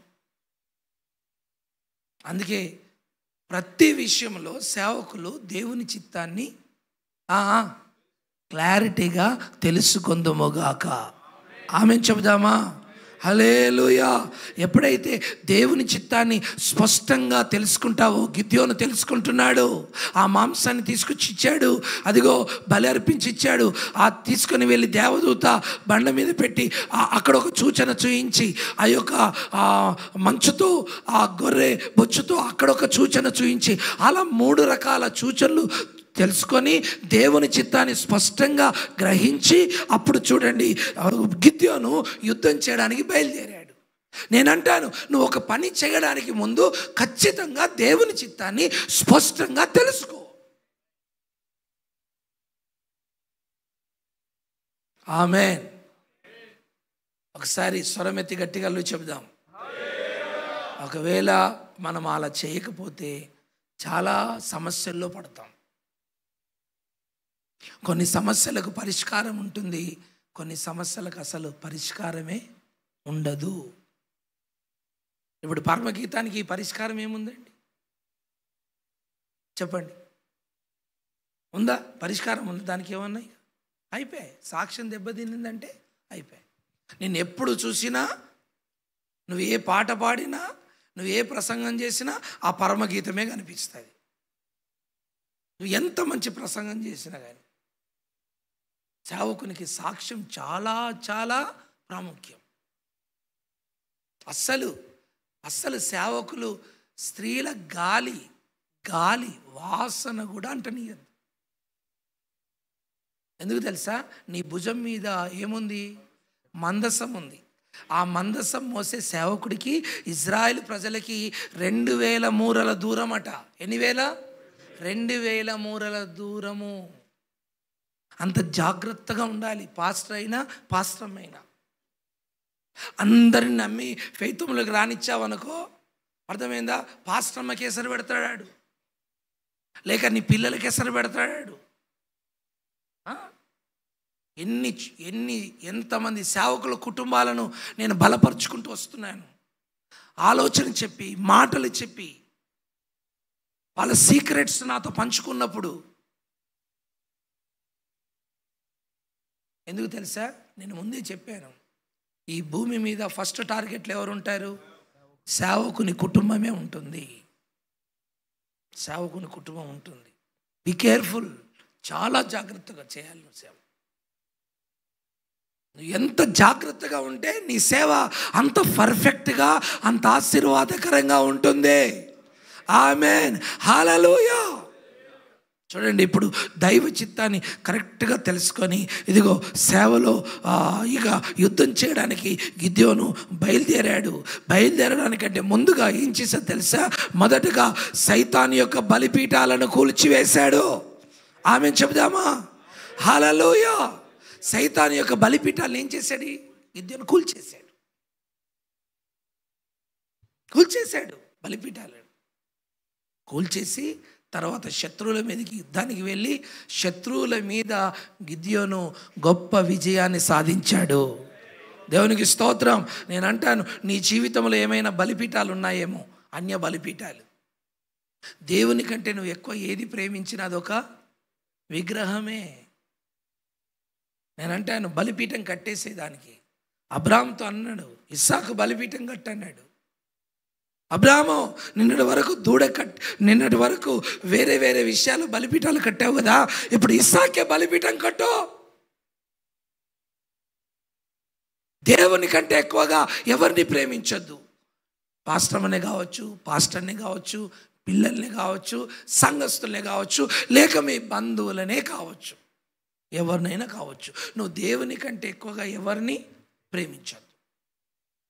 ఒకవేళ మీకు ఈ మాట బాధగా ఉండవచ్చు, నువ్వు వారిని అంతసేపు నీ సేవ ఎదగదు. దేవునికి నీ హృదయంలో ప్రథమ స్థానాన్ని నువ్వు ఇచ్చుదువుగాక. ఆమేన్. మొదట దేవుణ్ణి ప్రేమించాలి, రెండవదిగా నిన్ను వలె నీ పొరుగువాన్ని ప్రేమించాలి. ఎవరు ఉన్నా నీ హృదయంలో రెండవ స్థానంలోనే ఉండాలి, ప్రథమ స్థానంలో దేవుడు ఉండునుగాక. ఆమేన్. ఒకవేళ డబ్బా, లేకపోతే మనుషులా, లేకపోతే పదవి వ్యామోహమా? కొంతమంది చూడండి, నేను ప్రెసిడెంట్గా ఉంటాను, మా నిర్మల్లో ప్రెసిడెంట్గా పెట్టుకుంటానంటే, బాబు అసలు నేను నిర్మల్లో ఉండనయ్యా. నన్ను ప్రెసిడెంట్గా పెట్టుకుంటే మీరు అన్యాయం అయిపోతారు. అర్థమైందా? నేను మీకు దొరకను. మీరు నన్ను పెట్టుకుంటే ఏం సుఖం? కావాలా? డబ్బులు కావాలా? ఇస్తాను. ఏదైనా సాయం చేయమంటారా? చేస్తాను. ఏదైనా భోజనం పెట్టమంటారా? పెడతాను. కానీ నేను ప్రెసిడెంట్గా ఉండి మిమ్మల్ని నడిపించేంత టైం నాకు లేదు. నేను దేశాన్ని నడిపించాలి, నేను రాష్ట్రాన్ని నడిపించాలి, మాకు బ్రాంచ్ సంఘాలు ఉన్నాయి, మా సేవకులు నడిపించాలి, ఎంతోమంది సహవాసంలో వారిని నడిపించాలి. నేను ఈ పని న్యాయంగా మీకు చెయ్యలేను. చాలా జ్ఞానంగా, చాలా దైవ ప్రణాళిక చొప్పున అలా పక్కకు జరిగి, నువ్వేమో సెక్రటరీ పదవి ఇస్తారా, ప్రెసిడెంట్ పదవి ఇస్తారా? నీ ధ్యాస అంతా ఎందుకు అటుపోనిస్తున్నావు? నీ ధ్యాస అటు ఎందుకు పెడుతున్నావు? ఆ తుచ్చమైన వాటి మీద నువ్వు మనసు పెట్టకు, అవి అవసరం లేదు. నువ్వు దేవుని కోసం ప్రత్యేకించబడిన వ్యక్తివి. హల్లెలూయా. అర్థమైందా? ఆ ప్రెసిడెంట్లు, ఆ సెక్రటరీలు వచ్చి నీ దగ్గర వచ్చి కూర్చొని నీ మాటలు వింటారు. నువ్వు వాడబడితే వారి కోసం నువ్వు వెళ్ళవలసిన అవసరం లేదు, వారే నీ దగ్గరికి వస్తారు. ఇప్పుడు చూడండి, ఆ బలిపీఠాలు ఎలా గిద్యోను కూర్చేశాడు. నీ జీవితంలో దేవుని సేవకు ఆటంకంగా ఉన్న ప్రతి విధమైన బలిపీఠము అది కూలిపోవునుగాక, కాలిపోవునుగాక, బూడిదైపోవునుగాక. దేవుని ఆత్మ వాటిని దహించునుగాక. హల్లెలూయా. నీకున్న ఆటంకాలన్నీ సేవకు వస్తున్న ఆటంకాలు. నువ్వు వాడకుండా నీకు మంచి కృపావరాలు ఉన్నాయి, మంచి దర్శనం ఉంది, మంచి టాలెంట్ ఉంది, కానీ వాడబడకుండా సైతాను ఏం చేశాడు? దేవునికి ఇష్టం లేని బలిపీఠాలను నీ జీవితంలో, నీ హృదయంలో ఉంచాడు. అవి నువ్వు కాల్చేసేంత వరకు నీ ద్వారా పని జరగదు. కాల్చేయాలి. 30 సంవత్సరాలు దాటిపోయింది, మా ఇంటి గడప దొక్కలేదు. భోజనం అంటే ఇష్టం ఉండదు, అంటే భోజనం మీద ప్రీతి ఉండదు, నిద్ర మీద ప్రీతి ఉండదు. అర్థమైందా? దేని మీద ఆశ ఉండదు, దేని మీద కోరిక ఉండదు. ఏం తింటారయ్యా, ఏం తాగుతారయ్యా అడిగి విసిగిపోతుంటారు అందరు నన్ను. దేని మీద? ధ్యాస లేదు. ధ్యాస అంతా ఒకటే. ఏంటి? సువార్త ప్రకటించాలి, ఆత్మలను రక్షించాలి. నరములో అలా ఇమిడిపోవాలి. ఆమెను చెబుదామా? హల్లెలూయా. ఈరోజు నీవు సేవ చేయకుండా నీకున్న ఆటంకాలు ఉద్యోగమా, వ్యాపారమా, బంధువుల, స్నేహితుల, కుటుంబ సభ్యుల, డబ్బా, స్త్రీయా, ఎవరెవరు ఉన్నారో అవన్నీ యేసు నామమున ఇప్పుడే దహించబడునుగాక, కాలిపోవునుగాక. హల్లెలూయా. చివరి మాట చెప్పి ముగిస్తున్నాను. చూడండి, ఇప్పుడు గిద్యోను 32,000 మందిని తీసుకుని వెళ్ళాడు. దేవుడు అన్నాడు, వీళ్ళందరూ తీసుకెళ్తే మా కండబలముతో, మా భుజబలముతో మేము జయం పొందామని అంటారు. కాబట్టి వీళ్ళందరికీ పరీక్షకు గురి చేయని చెప్పాడు. చివరికి ఎంతమంది మిగిలారండి? 300 మంది. అంటే దాని అర్థం ఏంటిది? దేవుడు బలముతో, శక్తితో, కండబలముతో, భుజబలముతో దేవుడు సేవ జరిగించడు.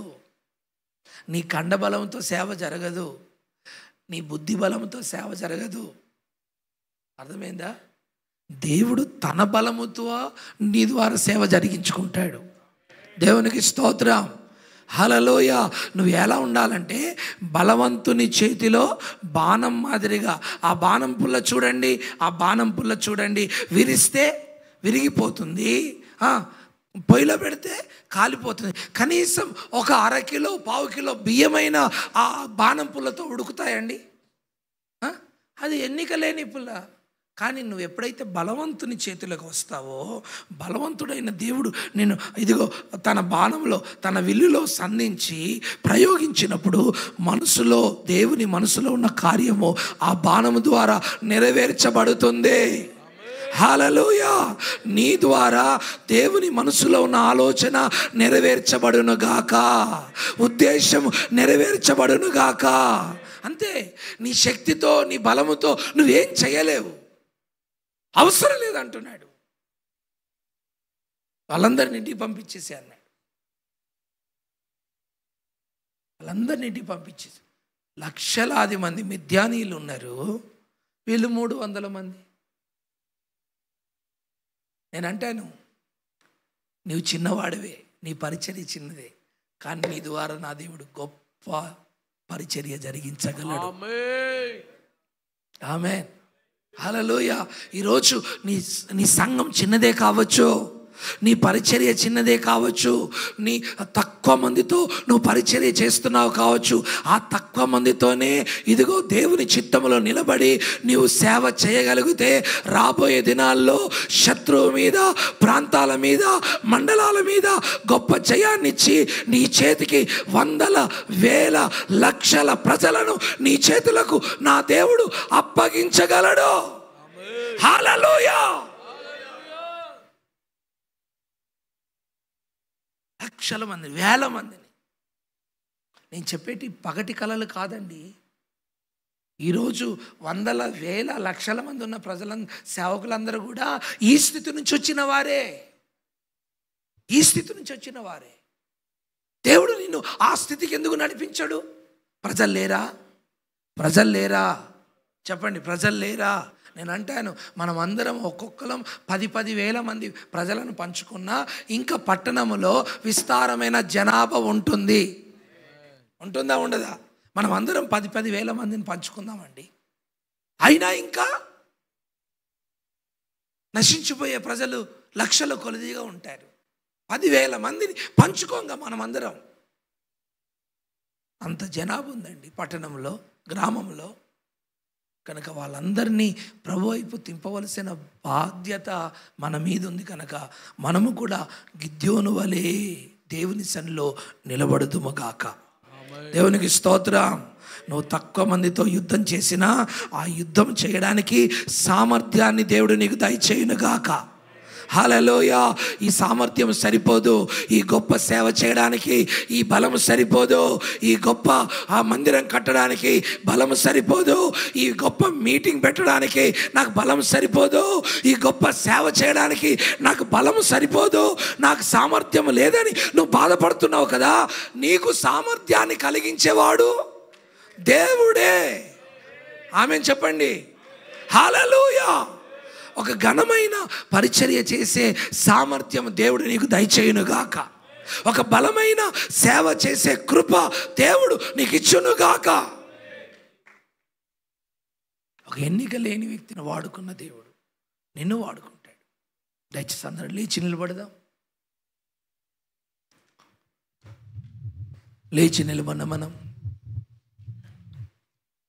అలానే కళ్ళు మూసుకొని ప్రభుకి మనల్ని మనం అప్పగించుకుందాం. ఈ 2025 సంవత్సరంలో దేవుడు నేను బలపరిచి ఒక ఘనమైన పాత్రగా నేను వాడుకోవాలని ప్రభు ఆశపడుతున్నాడు.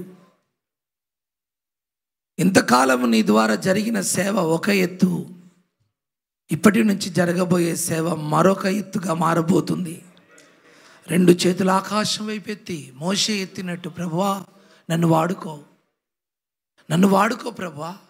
అడుగు, ప్రభుని అడుగు, అడుగు, సిగ్గుపడకు, కంఠస్వరం విప్పు. నువ్వు ఎంత స్వరం బయటికి విప్పితే అంత దూరం నీకు ప్రజల్ని ఇస్తాడు.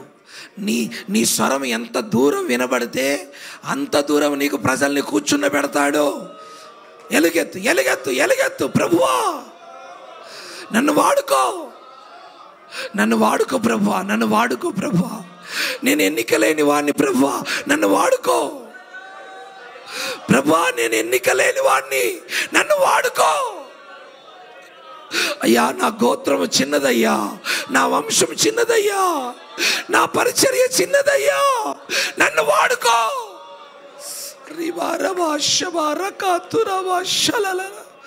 తండ్రి వాడుకో నాయన. ఓ ప్రభా నా నడుము కట్టడి నాయన.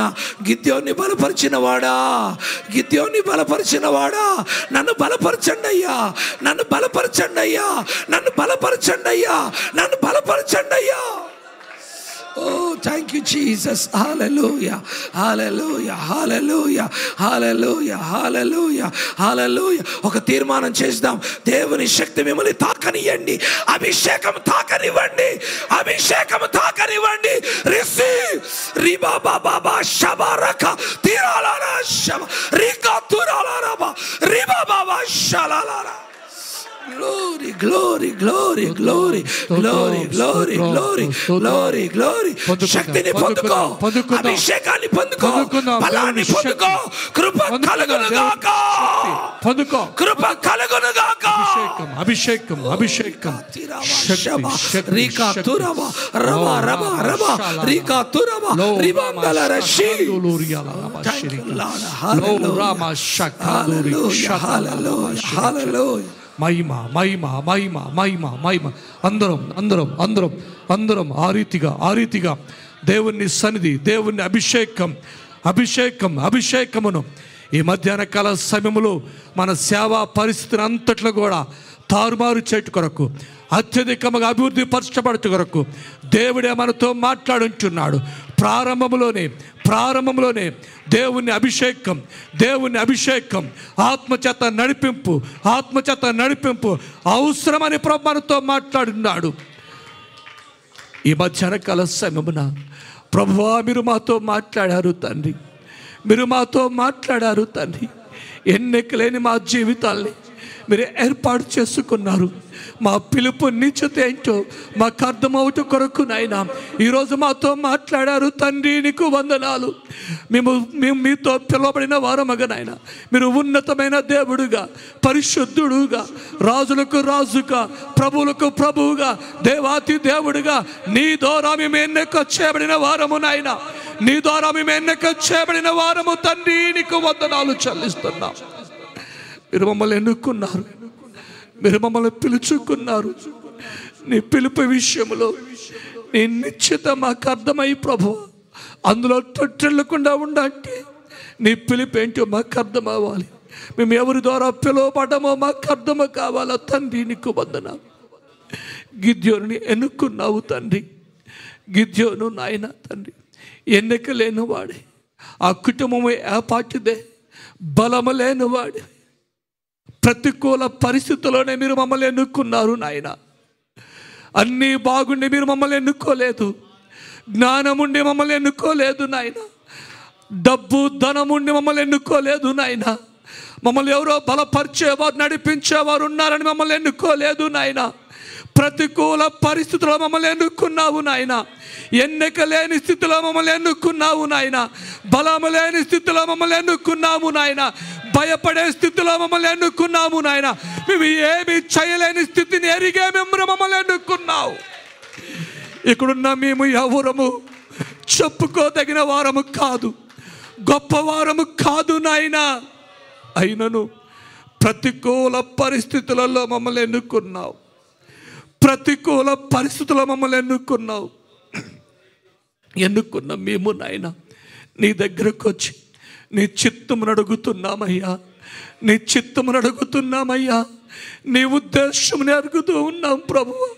నీ చిత్తములో మేముంటే, నీ ఉద్దేశంలో మేముంటే, మేము చేసే ప్రతి పనిలో ఆనాడు గిద్యోని ఎన్నుకున్నావు. గిద్యోని ప్రభువా, నీ చిత్తమును గుర్తెరిగిన విధముగా ఈ యొక్క మధ్యాహ్న కాల సమయంలో నీ పరిచర్య కొనసాగింపులో, నీ దర్శనము కొనసాగింపులో, నీ విస్తారమైన పని చేయట కొరకు నాయన మేము ప్రారంభించిన పనిలో నీ చిత్తము కొరకు మేము అడుగుతున్నామయ్యా.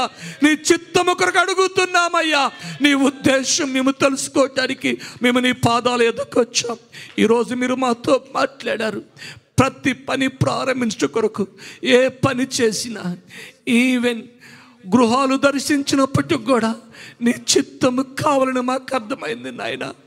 మా ఇంటి నుంచి మా అడుగు బయటేయటానికి నీ చిత్తము కావాలని మాకు అర్థమైంది నాయన. నీ చిత్తములో లేని అడుగు వేస్తే అది మా సేవకి నాయన అంతరాయమే ప్రభువా. మా ఉన్న సేవను చెడగొడుతుంది, కానీ మా సేవ అభివృద్ధిలోకి తీసుకురాదని మీరు మాతో మాట్లాడారు ప్రభువా. నీకు వందనాలు చెల్లిస్తున్నాం. అలానే చిత్తానుసారమైన కృప మాకు కావాలయ్యా. అట్టి దర్శనం మాకు కావాలయ్యా. అలాగ నీ దగ్గర విచారణ చేసే మనసు మాకు కావాలా తండ్రి. నీకు వందనాలు. అట్టి చేసిన గిద్యోనికి నైనా ఒక చక్కటి సమూహం ఇచ్చావు తండ్రి. తక్కువ మందే కానీ ప్రభువా నీ చిత్తము నెరవేర్చేవారు ప్రభువా మా సేవలో ఎక్కువ సహకరించేవారు లేరనుకున్నాం. మా సేవలో ఎక్కువ మాతో నడిచేవారు లేరనుకున్నాం. కానీ ఉన్న 2-3తోనే గొప్ప విజయమును మాకు ఇస్తావని ఈరోజు మాతో మాట్లాడావయ్యా. ఈరోజు మీరు మాతో మాట్లాడారయ్యా. మా పరిచయలో మా వెనుకంట ఉండి నిలబడిన వారి ద్వారానే మీరు గొప్ప కార్యములు చేస్తున్న మాతో మాట్లాడావు ప్రభువా. మీకు వందనాలు చెల్లిస్తున్నాం. ఈరోజు గిద్యోని మా ముందు పెట్టు. ఎన్నికలేని మా జీవితాల్ని ఎన్నుకున్నారు. ఆ పిలుపు నిశ్చిత కలిగి ప్రభువా, ఆ పిలుపు నిశ్చిత కలిగిన ఆయన మా జీవితంలో ప్రభువా నీ ఉద్దేశము నెరవేర్చి నాయన మేము ముందుకి నాయన ప్రతికూల పరిస్థితులు కొనసాగుతుంటే మా సంఘములో పరిచయలు మాకు ఎవరినైతే ఇచ్చారో తండ్రి వారినే మాకు మీరు ఇచ్చినారని ప్రభువా, వారు మీ చిత్తములో ఉన్నారని వారితో పనిచేసి గొప్ప కార్యములు చేయటం కొరకు మమ్మల్ని బలపరిచిన దైవమా నీ కొందనాలు, మమ్మల్ని నడిపించిన దైవమా మీ కొందనాలు చెల్లిస్తూ మమ్మల్ని మీకు అప్పగించుకుంటూ నీ నామముకి మహిమ తెచ్చుకోమని, నీ నామముకి మహిమ తెచ్చుకోమని మా పరిచయలు మీకు అప్పగించుకుంటున్నామయ్యా. మా సేవని మీకు అప్పగించుకుంటున్నాం. మా కుటుంబాన్ని మీకు అప్పగించుకుంటున్నాం. నీ చిత్తము నెరవేర్చబడునుగాక, నీ చిత్తము నెరవేర్చబడునుగాక, నీ చిత్తము క్రమ విచారణ చేదుముగాక. మీరే కృప చూపించి కనికరించి మీరు మహిమ పొందమని మీ దాసుల్ని బలపరిచి అభిషేకించి మీరు వాడుకొని మమ్మల్ని అందరిని బలపరిచారు ప్రభువా. నీ కొందనాలు. మా యొక్క దైవ దర్శనాన్ని మీ చిత్తము నుంచి మేము పక్కకు తొలగిపోకుండా ఈరోజు మాట్లాడి ఒక మార్గములో ఒక నిర్దేశించిన దైవమా మీ కొందనాలు చెల్లిస్తూ మా ప్రభువు మా రక్షకుడైన యేసు నామమున అడిగి వేడుకుంటున్నాను తండ్రి. ఆమేన్, ఆమేన్. దయచేసి అందరం కూర్చుందాం. అద్భుతమైన ఉపదేశము, దైవ సేవకులకు కలిసిన మాటలు, వర్తమానం అనుగ్రహించిన దైవజనులకి మనందరి పక్షమున జోసెఫయ్య గారి ద్వారా ప్రేరేపించబడి అనుగ్రహించిన చక్కటి కూడికను బట్టి దేవునికి మహిమ. అందరి పక్షాన అయ్య గారికి కూడా హృదయపూర్వకమైన వందనాలు తెలియచేస్తూ ఉంటున్నాను. దేవునికి స్తుతి కలుగునుగాక. ఆమేన్, హల్లెలూయా. నిజంగా ఆ పిలుపు గురించి మాట్లాడుతున్నప్పుడు మనం ఏమై ఉన్నామో, మన వల్ల ఏమైద్ది, ఏమీ కాదు. కానీ ప్రభు వలన జరిగిద్ది. ఎప్పుడైతే మనం దేవుని చిత్తానికి అప్పగించుకుంటామో, ఆ చిత్తం మనకు అర్థమవుతుందో, ఆ చిత్తములో మనకు అనుగ్రహించే 2-3తోనే దేవుడు కార్యం జరిగిస్తాడు. ఆమేన్, హల్లెలూయా. దైవజనులు ఆ మాట మాట్లాడుతుంటున్నప్పుడు మాకు అప్పగించిన పరిచర్లో నిన్న 4వ తారీఖున ఒక స్త్రీల సదస్సు పెట్టి, ఆ స్త్రీలలో నుండి కొంతమందిని ఎన్నుకున్నాం దేవుని పరిచారకులుగా, పరిచర్యకులుగా సంఘములో సేవ చేయడానికి. ఒక్కొక్కసారి సేవ చాలా ఉంటుంది, పరిచారకులు తక్కువ ఉంటారని నేను చాలాసార్లు కృంగిపోయిన దినాలు ఉన్నాయి. అంటే మన ఆశని నెరవేర్చబడాలంటే దేవుని కొరకు సంఘం సరైన సహకారం రావట్లేదు అనేసార్లు నేను చాలాసార్లు కృంగిపోయినా. కానీ ఈరోజు నా దేవుడు నాతో మాట్లాడు. ప్రైజ్ ది లార్డ్, హల్లెలూయా. మనం ఆశించినంత మంది రాకపోవచ్చు, కానీ ఆ 300తోనే గిద్యోనికి దేవుడు జయం ఇచ్చాడు. నాకు అనిపించింది, ప్రభువా నిజంగా మా పరిచయంలో మా కొరకు నిలబడ్డ ఆ కొద్ది మందినే దేవుడు ఆ యొక్క విజయాన్ని ఇస్తారని నేను ఆ మాటను నమ్మాను. దైవజనులు ఆ మాట చెప్తుంటే ఇది నా కొరకే అని నేను నమ్మాను. దేవునికి స్తుతి కలుగునాక. ఆ ఎన్నికలైన గురించి మాట్లాడినప్పుడు ఏమున్నాయి, వారు చెప్పినట్టుగా ఆస్తులు లేవు, ఇండ్లు లేవు, పొలాలు లేవు. కానీ ప్రభు దృష్టిలో ఉన్నాం. అటువంటి వారిని స్థితి నుంచి ఎన్నుకొని అటువంటి వారిని మన ముందు కూర్చోబెట్టాడు. దేవునికి స్తుతి కలుగునుగాక. లోకములో ఎన్నికలైన మనల్ని ఎన్నుకొని, లోకములో ఎన్నుకున్న వారిని, ఎన్నికలిగిన వారిని మన ముందు కూర్చోబెట్టాడు. దేవునికి చప్పట్లు కొడతామా? ప్రైజ్ ది లార్డ్, హల్లెలూయా. సరిచేయబడే వర్తమానం, ప్రోత్సహించబడే వర్తమానం, దర్శనంలో ముందుకెళ్ళే వర్తమానం, చక్కటి వర్తమానం. దేవునికి మహిమ కలుగునుగాక. ఈరోజు సాయంత్రం కూడా దైవజనులు ఎలాగూ వస్తున్నారని ఆశపడి అడిగాను.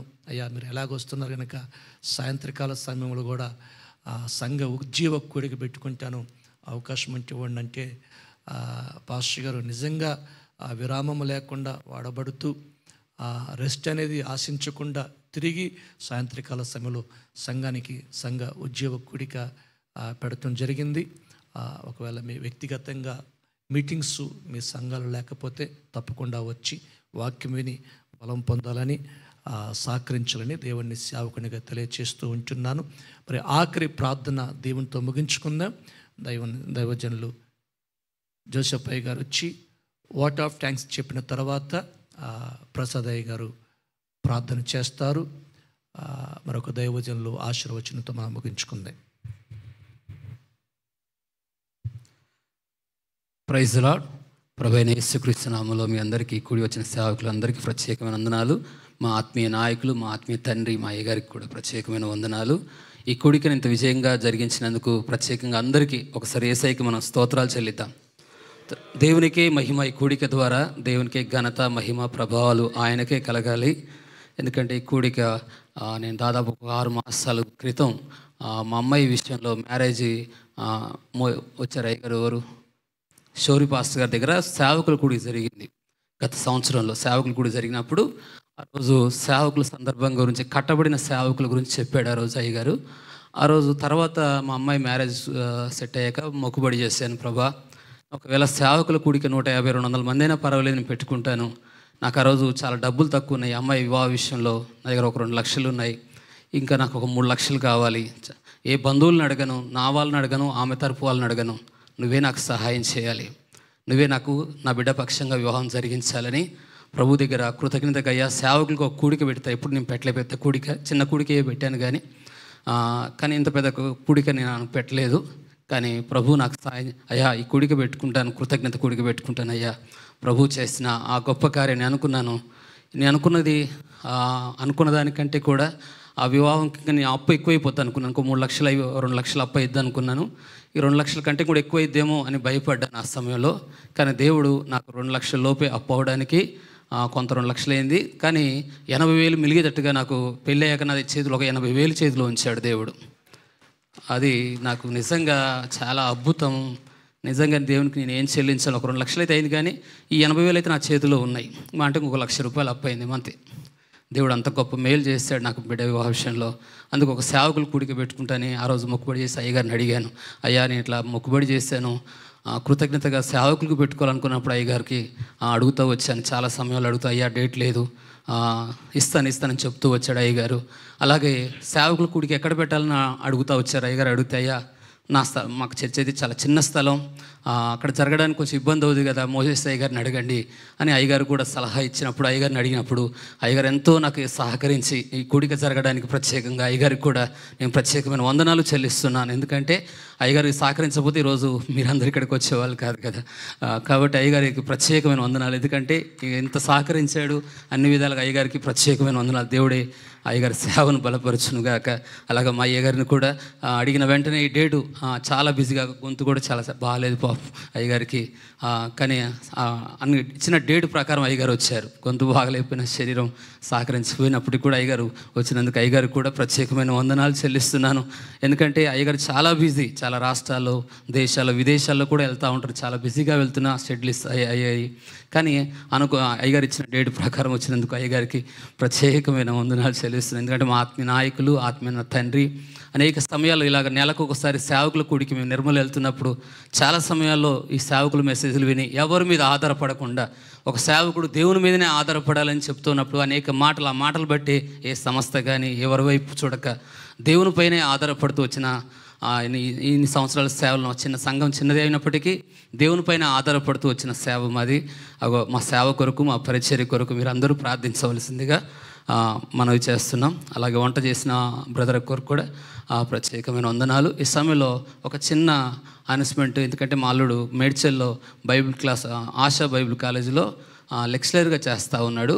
వాళ్ళు అక్కడి నుంచి ఒకసారి వచ్చాడు, ఒక 2 నిమిషాలు అంతే చిన్న ప్రకటన చేస్తారు వాళ్ళ బైబిల్ కాలేజ్ గురించి, సేవకుల గురించి. భరత్ సార్ వచ్చి ఈ సమయంలో చిన్న ప్రకటన చేశాక ప్రసాద్ పాస్టర్ గారు, జనరల్ సెక్రటరీ అయ్యగారు వచ్చి ప్రార్థన చేస్తారు.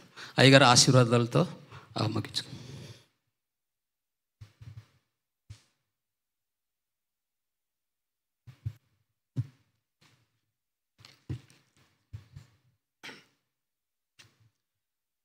Praise lord. వాక్యం ప్రకటించిన జయరాజ్ గారికి ప్రత్యేకమైన వందనాలు తెలియజేస్తున్నానండి. అలాగే ఈ అవకాశాన్ని నాకు ఇచ్చిన పాస్టర్ జోసెఫ్ గారికి, అలాగే స్థానిక సంఘ కాపరి అయిన మోజెస్ గారికి కూడా ప్రత్యేకమైన వందనాలు తెలియజేస్తున్నాను. చేరువచ్చిన మీ అందరికీ మన ప్రభువును రక్షకుడైన యేసుక్రీస్తు నామములో వందనాలు తెలియజేస్తున్నానండి. నేను మా బైబిల్ కాలేజ్ గురించి చెప్పడానికి ఇక్కడికి వచ్చాను. ఈ అవకాశం వచ్చినందుకు ప్రత్యేకమైన వందనాలు. ఇంతకుముందు దాన్ని ఆశా బైబిల్ కాలేజ్ అని పిలిచేవారం, ఇప్పుడైతే జాన్స్ లీడర్షిప్ ఇన్స్టిట్యూట్ అని పిలుస్తూ ఉన్నాం. అది ఇప్పుడు ఏసియా థియాలజికల్ అసోసియేషన్ చేత గుర్తింపు పొందింది ఆట. ఒకవేళ మీ సంఘంలో కానీ ఎవరైనా సరే, సంఘంలో కానీ మీ పిల్లలు కానీ ఎవరైనా సరే బ్యాచిలర్ ఆఫ్ థియాలజీ కానీ లేకపోతే డిప్లొమా ఇన్ థియాలజీ కానీ చేయాలని ఆసక్తి కలిగిన వారు ఎవరైనా ఉన్నట్లయితే దయచేసి మాకు ఫోన్ చేయండి, లేకపోతే మమ్మల్ని కాంటాక్ట్ అవ్వండి. అలాగే పాల్ ప్రభాకర్ గారు, మేము కలిసి పనిచేస్తున్నాం అక్కడ. ఒకవేళ పాస్టర్ గారికి మీరు అవి నెంబర్స్ ఇచ్చినా మీరు మేము ప్రాజెక్ట్స్ ఇస్తాము, మా దగ్గర ఉన్నాయి కొన్ని పాంప్లెట్స్ ఉన్నాయి, అవి మీకు అందరికీ ఇస్తాము. వాటిలో కూడా వివరాలు ఉన్నాయి. మీకు ఏదన్నా వివరాలు తెలియాల్సి ఉంటే కనుక దయచేసి ఆ నెంబర్లకి మీరు కాంటాక్ట్ అయితే మీకు కావాల్సిన ఇన్ఫర్మేషన్ అంతా కూడా బైబిల్ కాలేజ్ గురించి మీకు తెలియజేయడం జరుగుతుంది. ఈ పరిచయం దాదాపుగా 2011 సంవత్సరం నుంచి ప్రారంభమైంది. దాదాపుగా 300 మంది సేవకులు తెలంగాణ అలాగే ఆంధ్ర రాష్ట్రంలో పరిచయం చేస్తూ ఉన్నారు. దేవుడు బహుబలంగా ఈ పరిచయాన్ని వాడుకుంటున్నాడు. కాబట్టి ఎవరైనా సరే మీ సంఘాల్లో ఉన్నట్లయితే దయచేసి వారిని ఎంకరేజ్ చేయండి, ప్రోత్సహించండి, ప్రభు సేవలో పాల్పంపులు పొందండి. దేవుడు ఈ కొద్ది మాటలు దీవించి ఆశీర్వదించను గాక. Thank you. ఈ అవకాశం ఇచ్చినందుకు మరొకసారి సంఘ కాపరికి ప్రత్యేక వందనాలు తెలియజేస్తున్నాను. Okay sir, right. Yes okay. Contacts number 2 ఉన్నాయి ఇందులో, మేము చెప్తాను. ఒకవేళ రాసుకోండి. దాని ఫీజు వివరాలు మీకు వాట్సాప్ ద్వారా పంపిస్తాము. మాకు లిస్ట్ ఉంది, అది కూడా మీకు ఒక కాంటాక్ట్ నెంబర్ కావాలంటే నేను చెప్తాను. ప్రిన్సిపాల్గా సార్ నెంబర్ అయితే ఇంకో చెప్తాను, 9300. ఎవరైనా రాసుకోవాలనుకుంటే దయచేసి రాసుకోండి, లేదంటే నో ప్రాబ్లం. ప్రాజెక్ట్స్ అయితే ఇస్తాం మీకు కంపల్సరీ. 9300776457 ఇది ప్రిన్సిపల్ సార్ నెంబర్. ఇది తర్వాత రెండవ నెంబర్ ఉంది 7799103050. అది నా నెంబరు. నేను డీన్ ఆఫ్ స్టూడెంట్కి పనిచేస్తూ ఉన్నాను. సో మీకు వివరాలు కావాల్సి ఉంటే దయచేసి మమ్మల్ని సంప్రదించండి, ఖచ్చితంగా మీకు వివరాలను ఇస్తాం. Thank you.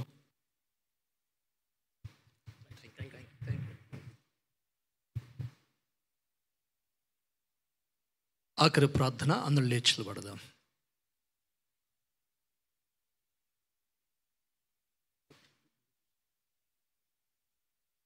ప్రార్థన చేసుకుందాం. మహాపరిశుద్ధుడా, మా పరలోకపు తండ్రి, నీ పాదములకు వందనములు, స్తోత్రం దేవా. ఈ మంచి రోజున ప్రభువా, నీ సేవకులమైన మమ్మల్ందరినీ ఇదిగో ప్రభువా ఈ స్థలములో, నీ మందిరములో ప్రభువా ఏర్పాటు చేసి, నీ దీనదాసులకి ప్రభువా, పాస్టర్ జోసెఫ్ గారికి, తన కుటుంబానికి ఇచ్చినటువంటి ఆ దర్శనమును బట్టి కృతజ్ఞత కూడికగా వారి కుమార్తె అల్లుడి జీవితంలో చేసినటువంటి గొప్ప కార్యమును బట్టి ఇదిగో ప్రభువా సేవకులను పిలిపించుకొని చక్కటి వర్తమానము అందింపచేసి, చక్కటి భోజనము ఏర్పాటు చేసి, నీ నామం పేరిట దీవెనలు పొందాలని ఈ చక్కటి సేవకుల కూడికను ఏర్పాటు చేసిన విధానం బట్టి మీకు స్తుతి స్తోత్రములు. ఇదిగోనైనా ఈ కూడిక ప్రారంభం మొదలుకొని చివరి వరకు మీ సన్నిధి, మీ పరిశుద్ధాత్మ నడిపింపు మా మధ్యలో ఉంచి ప్రతి సేవకుడిని, సేవకురాల్ని, చేరి వచ్చిన మమ్మల్ందరినీ కూడా ప్రభువా నీ దైవజనులైనటువంటి జరాజ్ అయ్యగారి ద్వారా ఇదిగో ప్రభు చక్కటి వర్తమానమును తండ్రి మా అందరి కొరకై మీరు ప్రసాదించినందుకు మీకు వందనములు, స్తోత్రములు. గిద్యోనికి ఇచ్చినటువంటి దర్శనమును, గిద్యోనికి ఇచ్చినటువంటి బలమును, గిద్యోనికి ఇచ్చినటువంటి సేవను, గిద్యోనికి ఇచ్చినటువంటి పరాక్రమ కార్యములను ఈరోజు ప్రభువా మామ సేవా జీవితములలో ఇదిగో ప్రభు సంఘాలలో ఇదిగో ప్రభువా ప్రత్యేకంగా ప్రభువా సేవకురాళ్ళ జీవితాలలో, అదేవిధంగా సేవకుల పిల్లల జీవితంలో ప్రభువా అద్భుతముగా మీరు నడిపించమని, సహాయము చేయమని ప్రార్థన చేస్తున్నాం. అదేవిధంగా తండ్రి ఈ స్థలములో తన చక్కగా కూడికని ఏర్పాటు చేసుకోవడానికి ఇదిగో తండ్రి మరి కొర్ని మోయసులకు ఇచ్చినటువంటి మంచి మనసును బట్టి కూడా మీకు వందనాలు. చేరి వచ్చిన ప్రతి దైవజనుని బట్టి కూడా మీకు వందనాలు. ఇదిగో తండ్రి ఈ యొక్క మధ్యాహ్న కలశంలో నీ పరలోకపు గవిని విప్పి విస్తారమైన, శ్రేష్టమైన, అమూల్యమైనటువంటి, ప్రశస్తమైనటువంటి దీవెనలు చేరి వచ్చిన మా అందరి పైనను, ప్రత్యేకముగా ఈ కూడికను ఏర్పాటు చేసుకున్నటువంటి పాస్టర్ జోసెఫ్ గారి కుటుంబం పైనను, సంఘం పైనను మెండుగా కుమ్మరించి ఘనత, మహిమ, ప్రభావాలు పొందమని ఈ సంవత్సరం అంతటి కొరకు మా చేతి నిండా సేవను అనుగ్రహించి నీ మహిమ కొరకు ఇదిగో తండ్రి పరాక్రమం కలిగినటువంటి బలాఢ్యులముగా మమ్మల్ని అందరినీ వాడుకొనమని, కృప చూపించమని, సహాయము చేయమని యేసయ్య నామములో ప్రార్థించి వేడుకొంచున్నాము తండ్రి. ఆమేన్. మన ప్రభు అయిన యేసుక్రీస్తుల వారి కృపయు, తండ్రి అయిన దేవుని ప్రేమయు, పరిశుద్ధాత్మీక నిత్య సహవాసం సన్నిధి లోకములో ఉన్న పరిశుద్ధులకు, ఈ కృత నిబంధన యాజకత్వము అనే ఈ సేవకుల సదస్సుకు కుడి వచ్చిన సేవకులందరికీ, వారి పరిచర్యలకును ఇప్పుడును ఎల్లప్పుడూ సదాకాలము తోడయుండి ఆయన కృపలో భద్రపరిచి, దీవించి, ఆశీర్వదించి నడిపించునుగాక. ఆమేన్. ఒకసారి అందరం స్వరమెత్తి గట్టిగా చెబుదామా? ఇంకాస్త స్వరమెత్తి.